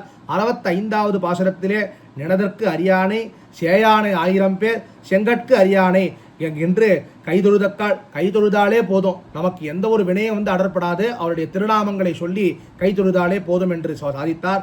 66வது பாசுரத்திலே எப்படி ஞானமுடையவர்கள் அந்த ஒரு பெருமாளை துதிப்பார் என்பதை சொன்னார். எப்படி நாம் அனைவரும் ஓதுவதும் ஓர்ப்பனுவமாக இருக்க வேண்டும் என்பதை சாதித்தார். அதை நாம் செய்து கொண்டிருந்தால் என்ன ஒரு வினயம் நம்மை வந்து சேராது என்பதை சாதித்தார். அப்படி இருக்க 67வது பாசுரத்திலே நம்முடைய ஸ்வபாவம் எப்படி இருக்க வேண்டும் என்றால் ஒரு தாமரை எப்படி கதிரவனை நோக்கி இருக்குமோ அதே போல ஒரு நதியானது எப்படி கடலை சென்று ஓடுமோ அதே போல நம்முடைய ஞானமானது அந்த தாமரை போல் இருக்கக்கூடிய அந்த தாயாரையுடைய அந்த பெருமாளுடைய திருவடியை சிந்தித்து அதிலே ஞானத்தை வளர்த்து கொள்ள வேண்டும் என்று ஆழ்வார் சாதித்தார். அப்படிப்பட்ட பெருமாளை யாராவது அறிவார் உண்டோ என்றால் அப்படிப்பட்ட பெருமாளை அறிந்தவர்கள் சிலர்களே இருக்கிறார்களா என்று கேள்வி கேட்டு மயரவர மதிநலம் அருளப்பட்ட ஆழ்வார்களே அறிந்தார்கள் என்று ஆழ்வார் இந்த இடத்திலே நம்பிள்ளை சாதிக்கிறார். மேல் 69ஆம் பாட்டு அவதாரிகை. பிறர் எம்பெருமானை அறிய முடியாது என்பது கீழ் பாசுரத்தில் கூறப்பட்டது. முன்னாடியே பார்த்தோம், மற்றவரார்கள் பெருமாளை அவ்வளோ எளிதாக அறிய முடியாது. உன்னால் தான் உன்னை அறிய முடியுமோ என்று கூறுகிறார். இப்போ நம்மளால பெருமாள் அறிய முடியாது, பெருமாளால எம்பெருமானை நோக்கியே ஆழ்வார் கேட்கிறார். சரி, எங்களால் வந்து ஒன்று அறிய முடியாது பெருமாளே, உன்னால ஒன்று அறிய முடியுமா அப்படிங்கிறத கேட்குறாரு. புதுவிதமான கேள்வியாக இருக்கே. பெருமாளே கேள்வி கேட்குறாரு. இதுக்கு பெருமாள் என்ன பதில் சொல்ல போகிறார் அதை நம்ம பார்க்க போகிறோம். பாலந்தனதுருவாய் ஏழுலகுண்டு ஆளிலையின் மேலண்ணி வளர்ந்தமை என்பர் ஆள் அன்னி வேள நீர் உள்ளதோ விண்ணதோ மன்னதோ சோழசோழ் குன்னெடுத்தாய் சொல்லு. பாலன் தனது உருவாய் என்ன பண்ணார் பெருமாள்? சிறு குழந்தையின் உருவை உடையவனாய் 7 உலகம் உண்டு. ஆலமாமரத்தினுடைய மேல் ஒரு பாலகனாய் ஞாலம் 7 உண்டு. ஞாலம் 7 உலகங்களையும் அமுது செய்து ஆள் இலையின் மேல் ஆலமரத்தின் தளிரின் மேல் அன்று நீ வளர்ந்த பிரளய காலத்தில் நீ என்ன பண்ண? அந்த ஆலந்தளிரில் நீ படுத்துன்றையோ இல்லையோ மெய் என்பர் அதை உண்மை என்று கூறுவார்கள். அன்று அப்போது ஆள் வேள நீர் உள்ளதோ அந்த ஆலந்தளிரில் போய் படுத்துன்றையோ இல்லையோ அந்த ஆலந்தளிர் கடல் நீர்லையா இருந்தது. சரி, அப்படி இல்லைன்னா விண்ணதோ விண்ணிலா இருந்தது, ஆகாசத்திலா இருந்தது, மன்னதோ பூமியிலா இருந்தது. எங்க இருந்தது அந்த ஆலந்தளிர்? இந்த ஆலந்தளிரில் நீ சயனிச்சுட்ட. சோலை சோழ் கொண்டெடுத்தாய் சொல்லு. நீயே சொல்லு பெருமானே. எப்பேற்பட்ட பெருமாள் அவர்? அந்த சோலை சோழ் கொண்டு அந்த ஒரு கோவர்தனத்தை தன்னுடைய சக்தியினாலே தூக்கி காத்தாரில் பேர்பட்ட அதிசயங்களை அற்புதங்களை செய்யக்கூடிய பெருமாளே, கோவர்தன கிரிதாரியே, நீயே சொல்ல வேணும். என்ன சொல்ல வேணும்? அந்த ஆலந்தளிர் உனக்கு எங்கே இருந்து கிடைத்தது? அந்த ஆலந்தளிர் உனக்கு ஆகாசத்திலேருந்து கிடைச்சதா? இல்லாட்டி இந்த ஆலந்தளிர் அந்த கடல் நீர்லேயே இருந்ததா? இல்லாட்டி இந்த ஆலந்தளிர் பூமியிலேருந்து இருந்ததான்றது ஆழ்வார் கேட்கிறார். பெருமாள் என்ன பதில் சொல்ல போறான்றத இந்த இடத்துல நம்ம பார்ப்போம். பாலன் தனது உருவாய். இப்படின்னா கண்ணனுடைய ஒரு கன்னத்தில் பால் தெரித்தா அப்படின்னா இன்னொரு கன்னத்தில் அந்த பால் சொட்டுமா. அவ்வளோ மிருதுவான ஒரு குழந்தை கண்ணன். அந்த ஒரு கண்ணன் இளம் பருவத்தில் இருக்கிற அந்த கண்ணன் 7 உலகம் உண்டு. அந்த பருவத்தில் என்ன பண்ணிடுறார்? இந்த 7 உலகங்களையும் தன்னுடைய வயிற்றிலே அந்த பெருமாள் வைத்துக் கொள்கிறார். ஆள் இலையின் மேல் அப்பொழுது உண்டான ஓர் ஆலந்தளிரிலே அதான் அந்த ஒரு கிணத்துல உண்டான ஆலந்தளிரில் அந்த ஒரு ஆழ இலையில அன்று நீ வளர்ந்த முன்பு நீ கண் வளர்ந்தருளின அருளினா என்பது அந்த முன்னொரு காலத்தில் நீ உன்னை சயனித்திருந்த என்பது மெய் என்பர். நீ எப்படி பண்ண? இது ஒரு இந்திரஜாலம், அதாவது எந்த ஒரு மாயாஜாலமும் பண்ணி நீ இது பண்ணலை. ஆனால் எப்படி பண்ணிருக்க? நீ சத்தியமாகவே பண்ணிருக்க. அதை நாங்கள் எப்படி அறிகிறோம் அப்படின்னா, சொல்லக்கூடியவர்கள் எல்லாருமே பிராமணிகர்கள். பிராமணிகர்கள்னா ஒரு பிரமாணத்தை வைத்துக்கொண்டே வேதத்தில் சொல்லியிருக்கக்கூடியதோ அல்லது இதிகாச புராணங்களில் சொல்லியிருக்கக்கூடிய விஷயத்தை பிராமணிகமாக வைத்துக்கொண்டே அதை ஒரு அடிப்படையாக வைத்துக்கொண்டே கருத்துக்களை கூறுவார்கள். அவர்கள் பிராமணிகர்கள். அந்த பிராமணிகர்களே கூறுகிறார்கள், நீ ஆளிலையின் மேல் அன்று நீ வளர்ந்தது மெய் அப்படின்னு அவா சொல்றா. அந்த ஒரு பிராமணிகர்கள் சொல்றதுனால இது இந்திரஜாலம் கிடையாதுன்னு எனக்கு புரியுது. பாலன் தனதுருவாய், தனக்கும் ஒரு காப்பவர் வேண்டியிருந்த பாலகனாயிருந்த போதும் உலகையெல்லாம் காத்தான். ஒரு குழந்தை என்ன பண்ணணும்? அந்த குழந்தைய யாராவது ஒருத்தர் காப்பாற்றிகிட்டே இருக்கணும். இல்லாட்டி எங்கேயாவது போய் இடிச்சுன்றோம், இல்லாட்டி எங்கேயாவது விழுந்து அடிபட்டுடும். அதான் என்ன பண்ணணும்? அந்த குழந்தைய காப்பாற்றுறதுக்கே ஒருத்தர் இருக்கணும். அப்படி அந்த ஒரு குழந்தையா பருவத்தில் இருக்கும் போது கூட இந்த உலகத்தையே எப்படி காப்பாத்தின? அப்ராக்கிருதமான தன்னுடைய திருவேணியை ஒரு பாலகனுடைய வடிவாக திருக்கி உன்னுடைய அப்ராக்கிருதம் எதிலையுமே எண்ணிலே அடக்க முடியும். அவ்வளோ பெரிய உருவம் அந்த திருவிக்கிரமாவதாரத்தில் அவ்வளோ பெரிய உருவெடுத்த அபராக்கிருதமான தன்னுடைய ஒரு திருமேனியை எப்படி ஒரு சின்ன ஒரு குழந்தையா, ஒரு அழகான ஒரு சின்ன ஒரு குழந்தையா, ஒரு பக்கத்தில் பால் தெரிச்சா இன்னொரு கண்ணத்தில் பால் வர மாதிரி அந்த அளவுக்கு எப்படி ஒரு குழந்தையா ஒரு உருவத்தை சிறுகின ஒரு பாலகனாகவே மாறிட்டிய பெருமாளே. 7 உலகம் உண்டு. வேண்டியவர் வேண்டாதவர் அதெல்லாம் என்னென்னே பார்க்கல. எல்லா உலகத்தையும் நல்லா சாப்பிட்டு நல்லா உட்கார்ந்துட்டு இருந்தார். அந்த அப்படி அந்த கெட்டவர்களை கடித்து கொண்டு அந்த ஒரு கண்ணனானது உட்கார்ந்துட்டு இருந்தார். வேண்டாதபடி என்று தன்னை தவிர எல்லா பொருள்களையும் தன் வயிற்றிலே வைத்து, அவரை தவிர எல்லாத்தையும் தன்னுடைய வயிற்றில் வைத்து தன்னுடைய சிறிய வடிவிற்கும் போதாததான ஆளிலையின் மேல் அந்த ஒரு சின்ன வடிவுக்கு கூட போராத நாளில் அந்த இப்போ எப்படி என்ன ஆயிடுத்து அப்படின்னா, இந்த ஒரு இடத்துல மேலே ஆழ்வார் ரொம்ப அழகாக சாதிக்க போகிறார். அன்று நீ வளர்ந்த மெய் என்பர் உலகமெல்லாம் அறிந்தவன்று நீ ஆளிலையின் மேல் கண் வளர்ந்தது. இதை ரிஷிகள் மெய் என்று கூறுகிறார்கள். ரிஷிகள் என்ன பண்ணுறா? ஆமாம், பெருமாள் பிரளய காலத்தில் இப்படி அந்த ஆளிலை மேலே படுத்துட்டு தான் இருந்தார். ரிஷிகள் சொல்கிறா மெய் என்பர். பிராமணிகர்களுக்கு இது மெய் என்னும்படியாகவும் மற்றவர்களுக்கு பொய் எண்ணும்படியாகவும் இருக்கும். ரிஷிகள் சொல்கிறத இந்த பிராமணத்தை ஏற்றுக்க போறவா மெய்னு சொல்ல போகிறா, இல்லாதவா பொய்னு சொல்ல போகிறா. எல்லாவிடத்திலும் பிரளய வெள்ளம் பரவி இருந்த போது கண்ணுக்கு எட்டிய வரையில் ஒரு துரும்பும் கூட இல்லாதவன்று அந்த ஆலந்தளிரானது வெள்ளம் கோத்து கிடந்த கடலில் இருந்ததோ அல்லது பற்று கொடியல்லாத ஆகாசத்தில் இருந்ததோ அல்லது பிரளயத்தில் கரைந்து போன பூமியில் இருந்ததோ பின் அது எங்கனேதான் இருந்தது என்னில் எம்பெருமானும் ஆழ்வாரிடமே கேட்கப்பட பார்த்தார். பெருமாள் பார்த்தார், நீ என்ன கேட்கிற சரி, ஆழ்வார் என்ன கேட்கிறார், பெருமாளே எல்லா உலகத்தையும் அழிச்சிட்ட, உன்னை தவிர எல்லாத்தையுமே அழிச்சிட்ட, அந்த ஆலந்தளிர் எங்கேருந்து வந்தது, எனக்கு இப்போ அந்த ஆலந்தளிர் எங்கேருந்து வந்து நீ சொல்ல வேணும் அப்படின்னு பெருமாளை போட்டு ஒரு கேள்வி கேட்குறார். அது மண்ணிலேருந்து வந்ததா, இந்த எல்லாத்தையும் அழிச்சியா அந்த மண்ணிலேருந்து வந்ததா, இல்லை எதுக்குமே சம்மந்தம் இல்லாத அந்த ஆகாசத்துலேருந்து வந்ததா, இல்லாட்டி எப்படி அந்த கடல்லையே இருந்தது அந்த ஆலந்தளிரானது, நீ சொல்லுன்னா பெருமாள் பார்த்த. சரி நீ முதல்ல சொல்லு, எனக்கு இதுக்கு பதில் தெரியல, நீ சொல்லு பார்ப்போம் அப்படின்னு பெருமாள் வந்து ஆழ்வாரையே திருப்பி கேள்வி கேட்டாராம். பெருமாளுக்கு இது ரொம்ப பிடிக்கும், தன்னை கேள்வி கேட்டால் திருப்பி கேள்வி கேட்டு விட்டார்னு வச்சுக்கோ, அவள் கொண்டே குழம்பின்னு இருப்பா. அதனால ஆழ்வார் குழம்புவாரா, குழம்ப மாட்டார். அந்த ஆழ்வார் என்ன சொன்னார், நீ அது மட்டும் சொல்லாத, சோலை சூழடி கொண்டு எடுத்தார்ல, சரி குழந்தையா நீ வந்து ஆளுநர் மேலே படுத்திருந்த சரி, அப்புறம் ஒரு சிறு பாலகனா என்ன பண்ணுற, நீ அந்த ஒரு கோவர்த்தனம் என்னும் கொத்தக்குடையன்னு அந்த ஒரு கொத்தக்குடையை ஏந்து நிற்கிற எவ்வளோ, அந்த ஒரு நீ 7 வயதில் மலையை எடுத்து மலை மீதுள்ள எல்லா பொருட்களுக்கும் நீயே ஆதாரமாக நிற்கின்ற அந்த ஆச்சரியத்தையும் சொல்ல வேணும். முதல்ல நான் ஒன்று கேட்டேன், நீ திருப்பி என்ன கேள்வி கேட்டேன்னா இன்னொரு விஷயத்தையும் சேர்த்து கேட்டேன், நீ ரெண்டுத்துக்குமே சேர்த்து பதில் சொல்லு அப்படிங்கிற பெருமாள். அதனால் தெரிவிப்பதாவது அவருடைய செயற்கரியா செய்யும் சாமர்த்தியம் கண்ணால் கண்டு அனுபவிக்கலாமே தவிர அதை ஆராய முடியுமோ என்கிறார்.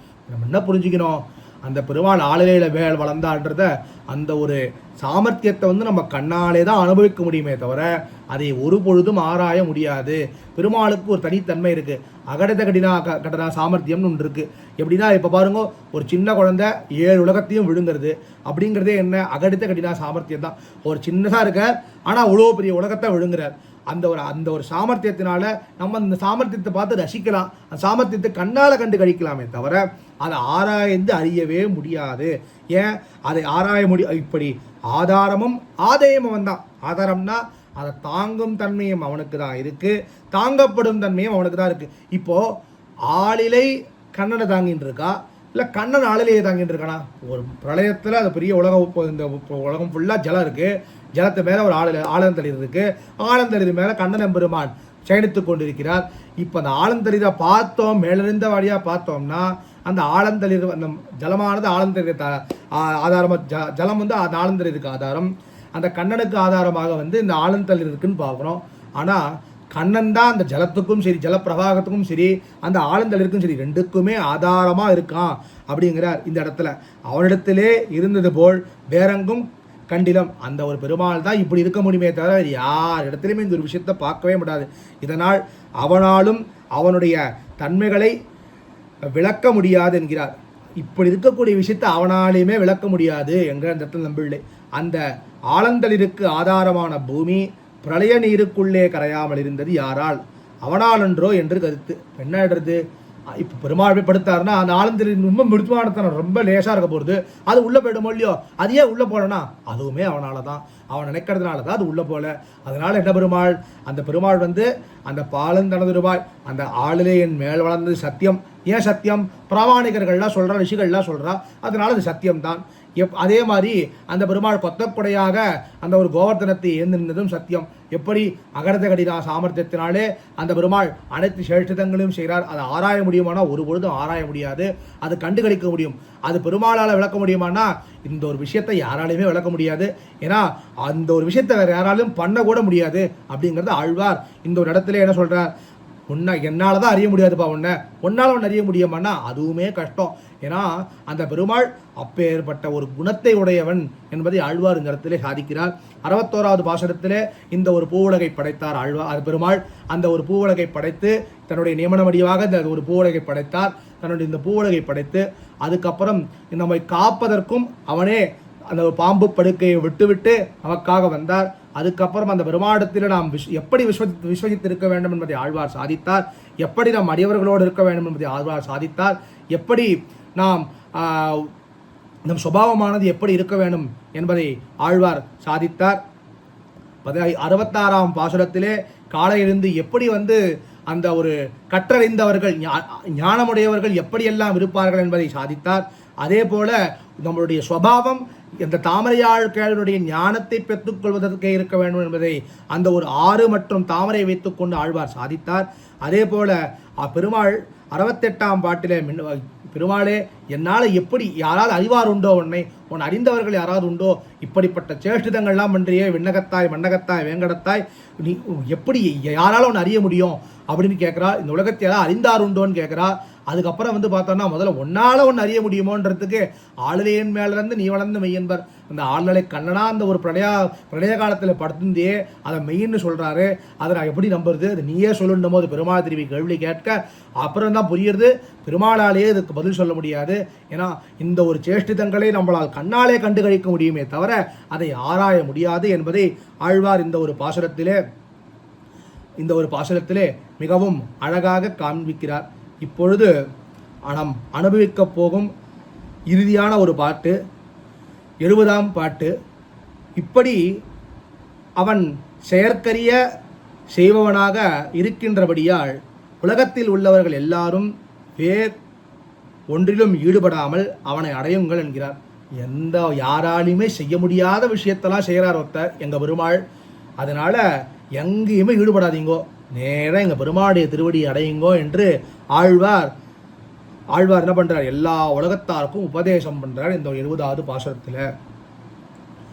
சொல்லும் தனையும் தொழுமின் விழுமுடம்பு செல்லும் தனையும் திருமாலை நல்லிதழ் தாமத்தாள் வேள்வியாழ் தந்திரத்தாள் மந்திரத்தாள் நாமத்தாளே துதிரேல் நண்ணு. திருமாலை லக்ஷ்மிநாதனை சொல்லும் தனையும் சொல்வதற்கு சக்தி உள்ள வரையில் தொழுமின் தொழுங்கோள், சக்தி இருக்கிற வரைக்கும் அவனை சேவித்துண்டே இருங்கோ.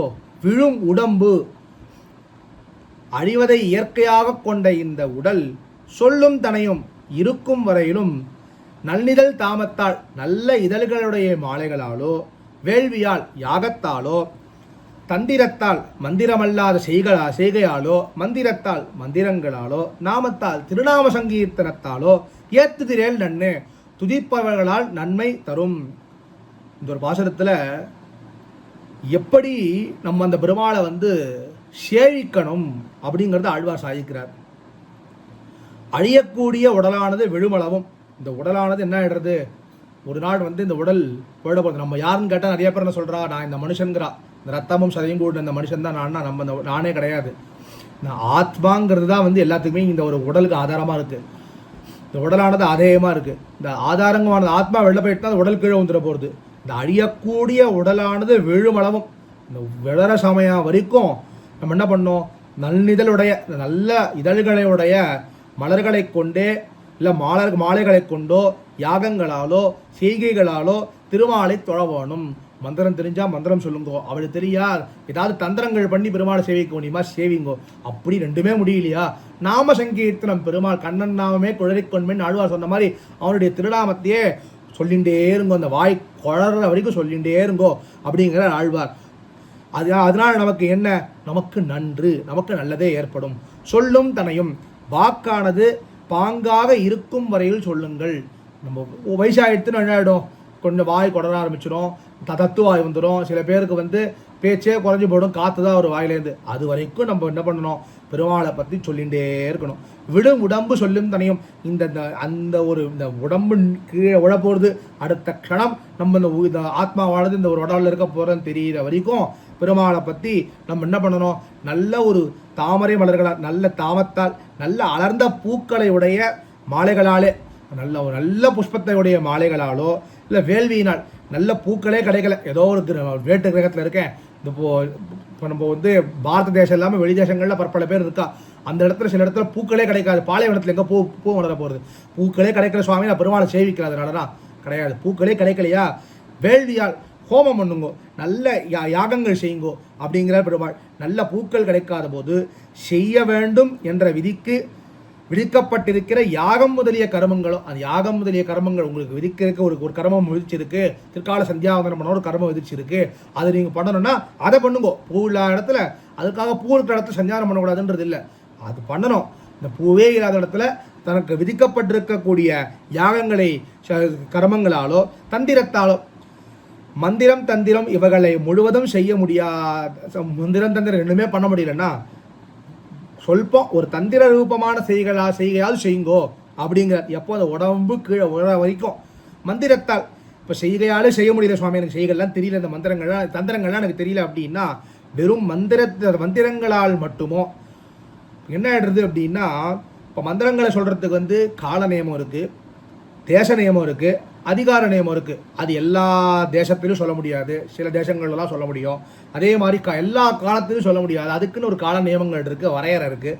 அதே போல் அதை யார் சொல்லணும் அப்படின்னா யஜ்யோபவீதம் தெரிந்த ஒரு பிராமணன் தான் சொல்கிறன்றது இருக்குது. அப்படி இருக்கக்கூடிய நியமங்கள்லாம் இருக்குது.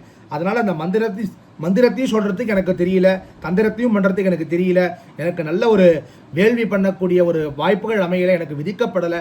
அதே போல் எனக்கு வந்து ஒரு புஷ்பமாலை வாங்கி உனக்கு சாத்தி உன்னை வந்து இந்த விழும்புடம்பு சொல்லும் தனையும் அந்த ஒரு கீழே உடறளவுக்கு என்னால் நானுமே பண்ண முடியல அப்படின்னா நாமத்தாள் அப்படிங்கிற இதை ரொம்ப சூக்ஷ்மமான விஷயம். மந்திரங்களை சொல்வதற்கு தேச நியமம், கால நியமம், அதிகார நியமம் போன்றவை உண்டை. ஆகையால் திருநாமங்களை கொண்டு தோத்திரம் செய்வது, பெருமாளுடைய குணானுசந்தானம் நாம சங்கீர்த்தனம் பண்ணு பெருமாளை பார்த்து ஸ்தோத்திரம் பண்ணிகிட்டே இருக்கணும், தோத்திரம் பண்ணிக்கொண்டே இருக்கணும். அப்படி தோத்திரம் செய்ய வேண்டியது யாரை ஸ்தோத்திரம் பண்ணணும்? இவ்வளோ சொன்னார். தந்திரத்தால், தாமத்தால், வேள்வியால், தந்திரத்தால், மந்திரத்தால், நாமத்தால் யாரை ஏத்துதிர வேணும் அப்படின்னா திருமாலை ஏத்துதிர வேணும். திருமால் யாரு? வகுத்த விஷயமான திருமகள் கேழ்வனான தாய் தந்தையர் பெயர்களை சொல்வதற்கு ஏதேனும் தகுதிகள். இப்போ என்ன சொல்கிறார் அப்படின்னா அந்த இடத்துல நம்ம யாரை பார்த்து நம்ம தாமத்தாள் வேள்வி அவர் மாலைகளை கொண்டோ தந்திரங்களை கொண்டோ மந்திரங்களை கொண்டோ அப்படி அல்லாது இந்த 4 விஷயங்களும் பண்ண முடியாத பொழுது நாமத்தாலே ஏத்துதிரேல் நன்னு. யாரை எந்த நாமத்தாலே ஏத்துதிரேல் நன்னு? திருமால் ஒரு திருமகள் கேழ்வனான அந்த ஸ்ரீ வைகுண்ட நிகேதனான அந்த க்ஷயப்பதியான பெருமாளுடைய திருநாமத்தையே நாம சங்கீர்த்தனம் பண்ணி கொண்டிருக்க வேண்டும். முதல் 61ஆம் பாசுரத்திலே பார்த்தோம், தானே தாயும் நம்மை பிறப்பித்தவன் அவனே. அப்போ நம்ம பிறப்பித்தவன் தான் நம்மை காக்க போகவன். தனியாக வளர்ப்பதற்கு நம்ம யாருமே தேவையில்லைன்றதை முதல்ல அவதாரத்தில் பார்த்தோம். அதே இந்த இடத்துல நினைவு கூறுறார். தாய் தந்தையர் பெயர்களை சொல்வதற்கு ஏதேனும் தகுதிகள் சடங்குகள் வேண்டுமோ? நம்முடைய தாய் தந்தை அந்த முதல் பாசத்திலே சொட்டமாயிடுது 61ஆம் பாசனத்தில். அப்படி இருக்கும் பொழுது நமக்கு அதுக்கு ஏதாவது ஒரு நேரம் வேணுமா, இல்லை ஒரு சடங்கு ஏதாவது வேணுமா? அதெல்லாம் இது அவசியமே இல்லை. எப்போ தோன்றதோ நம்ம அம்மா அப்பா பேரை சொல்லலாம், எப்போ தோன்றதோ அதுக்கு உண்டான ஒரு சந்தோஷமான விஷயங்களை சடங்குகளை நம்ம பண்ணலாம். இப்படி செய்கின்ற சிறிய செயல்களையும் அவன் பெரிதாக கொள்ளும்படி, நீ சின்னசாக ஒரு துளசி போட்டால் கூட அந்த ஒரு பெருமாளுடைய திருவுள்ளத்தில் அவ்வளோ உகப்பு இருக்கும். ஹரி அப்படின்னு சொன்னால் கூட அந்த பெருமாளுடைய திருவுள்ளத்தில் அவ்வளோ உகப்பு இருக்கும். செய்வதற்கு பிராட்டி அருகே இருக்கின்ற போது இதை செய்வதில் என்ன தடை? இப்படி ஒன்றுமே இல்லை. எல்லாம் இந்த மாதிரி ஹோமம் பண்ண வேண்டாம், மந்திரம் பண்ண சொல்ல வேண்டாம், தந்திரங்கள் சொல்ல வேண்டாம், நீ பெரிய நல்ல ஒரு வாசனை கந்தங்கள் உள்ள மலர்களை கொண்டு மாலைகள் போட வேண்டாம். நீ பண்ண வேண்டியது ஒன்று தான். அந்த திருநாமமான நாம சங்கீர்த்தனத்தை ஒருவன் எப்பொழுது அந்த பெருமாளை பற்றி பண்ணி கொண்டு இருக்கிறானோ, இது எவ்வளோ கஷ்டமா? அது கஷ்டமே கிடையாது. ஹரின்னு சொல்கிறது கஷ்டமாக இருக்குது? கஷ்டமே கிடையாது. அந்த ஹரின்ற ஒரு திருநாமத்தையோ இல்லை நமக்கு தெரிந்த ஒரு திருநாமத்தையோ நாம சங்கீர்த்தனம் பண்ணி கொண்டு போக வேண்டும் என்பதை ஆழ்வார் இந்த ஒரு 70வது பாசத்திலே தலை கட்டுகிறார். அதனாலே முதல் 61ஆம் பாசனத்திலே இந்த பூவுலகை படைத்து இந்த சிருஷ்டி பண்ணி தன்னுடைய சங்கல்பத்தினாலே சிருஷ்டி பண்ணி தானும் தன் பிராட்டியும் இந்த விளையாடுவதற்காகவே இந்த உலகத்தை சிருஷ்டி பண்ணார். தான் சிருஷ்டி பண்ணது மட்டும் போராது, நம்மை காப்பதற்காக தான் அந்த ஆதிசேஷனுடைய அந்த மிருதுவான ஆதிசேஷ படுக்கை விட்டும் நம் அனைவரையும் காத்து கொண்டு இருக்கிறார். அதே போல இப்படி பண்ணக்கூடிய படைத்தும் காத்தும் இருக்கக்கூடிய பெருமாளை நாம் எப்படி அணுக வேண்டும்? தோழமனையல்லால் தொழா என்று பாக்கிய விஷயங்களில் நாம் வெக்கப்பட்டு இருக்க வேண்டும், பகவத் விஷயத்தில் அனுபவத்தை பண்ணி கொண்டிருக்க வேண்டும் என்று கூறினார். அதே போல நாம் எப்படி பாகவதோத்தவர்களுடன் சேர வேண்டும் என்பதை கூறினார். அதே போல எப்படி உயர்ந்தவர்கள் அந்த பெருமாளை சேவிப்பார்கள் என்று அதையும் ஆழ்வார் அந்த இடத்திலே சாதித்தார். அதே போல் நம் சுவாவமானது எப்படி இருக்க வேணும், அந்த ஒரு ஆறு எப்படி கடலை போய் சேர்கிறதோ, அந்த தாமரையானது எப்படி சூரியனை நோக்கி கொண்டே இருக்கிறதோ, அதே போல் நம் ஞானமானது பெருமாளுடைய தாமரையாள் கேள்வனுடைய ஞானத்தை அதிகரித்து கொண்டிருக்க வேண்டும் என்ற சுபாவத்தை உரித்தாக இருக்க வேண்டும் என்பதை காட்டினார். அதே போல யாராவது ஒரு ஞானத்தை உடையவராக இருந்தாலும் அவனை முழுதாக அறிவார் யாராவது உண்டோ என்றால் அவர் அறிவதற்கே அவ்வளவு சுலபமாக அவரை முழுதாக அறிந்து கொள்ள முடியாது என்பதை காண்பித்தார். அப்படி ஒரு கேள்வி இருக்க, அந்த பெருமாளாலே தன்னை அறிய முடியும் என்றால் அதுவே முடியாது. இந்த ஒரு சேஷ்டிதங்களை நாம் கண்ணாலே மட்டுமே அனுபவிக்க முடியுமே தவிர அதை நாம் ஆராய முடியாது என்பதை இந்த பெருமாளாலே காரணங்களை கூற முடியாது என்பதை அந்த ஆழ்வார் சாதித்தார். இப்படி யாராலையுமே செய்ய முடியாத அந்த பெருமாளை தவிர நமக்கு இந்த வேற எந்த ஒரு விஷயமே நமக்கு தேவையில்லை அப்படிங்கிறத ஆழ்வார் அந்த ஒரு பகவத் குணானுபவத்தை பண்ணி கொண்டு இருக்க வேணும் என்பதை தான் ஆழ்வார் இந்த ஒரு பாசுரத்திலே ரொம்பவும் அந்த ஒரு பெருமாளை தவிர வேறு எந்த ஒரு விஷயத்திலும் ஈடுபடக்கூடாது. நம்மால் நல்லிதழ் தாமத்தால் நல்ல ஒரு புஷ்பங்களினால் பெருமாளை துதிக்க முடியலையானாலோ, மந்திரத்தினாலே துதிக்க முடியலனாலோ, தந்திரத்தினாலே துதிக்க முடியலனாலோ நாம் பண்ண வேண்டியது நாம சங்கீர்த்தனம், பகவத் குணானுபவத்தை பண்ணிக்கொண்டு கண்ணன் நாமமே குளறிக்கொண்மின் என்று ஆழ்வார் பொய்கை ஆழ்வாருடைய திருவடி வாரத்திலும் நம்பிள்ளையினுடைய திருவடி வாரத்திலும் இதை செவிசாத்தலுடைய அனைத்து பாகவதோத்தவர்களினுடைய திருவடி வாரத்திலும் இந்த ஒரு பெரிய ஒரு வாய்ப்பை அடியனுக்கு அளித்த ஜீயர் சுவாமியின் திருவடி வாரத்திலும் இந்த ஒரு தொடரை நடத்தி வரும் சுவாமிகளினுடைய திருவடி வாரத்திலும் அடியனுடைய தண்டவத் பிரணாமத்தை தெரிவித்துக் கொண்டு அடியேன் அமைகிறேன். அடியேன் ராமானுஜதாசன். பற்பமென திகழ் பைங்கழலும் தன் பல்லவமே விரலும், பற்பமென திகழ் பைங்கழலும் தன் பல்லவமே விரலும், பாவனமாகிய பைந்துவராடை பதிந்த மருங்கழகும், பாவனமாகிய பைந்துவராடை பதிந்த மருங்கழகும், முப்புரி நூலோடு முன்கையில் ஏந்திய முக்கோல் தன்னழகும், எப்பொழுதும் யதிராசன் வடிவழகு என் இதய துள்ளதால், இல்லை எனக்கெதிர் இல்லை எனக்கெதிர் இல்லை எனக்கெதிரே, இல்லை எனக்கெதிர் இல்லை எனக்கெதிர் இல்லை எனக்கெதிரே, இல்லை எனக்கெதிரே, இல்லை எனக்கெதிரே, இல்லை எனக்கெதிரே.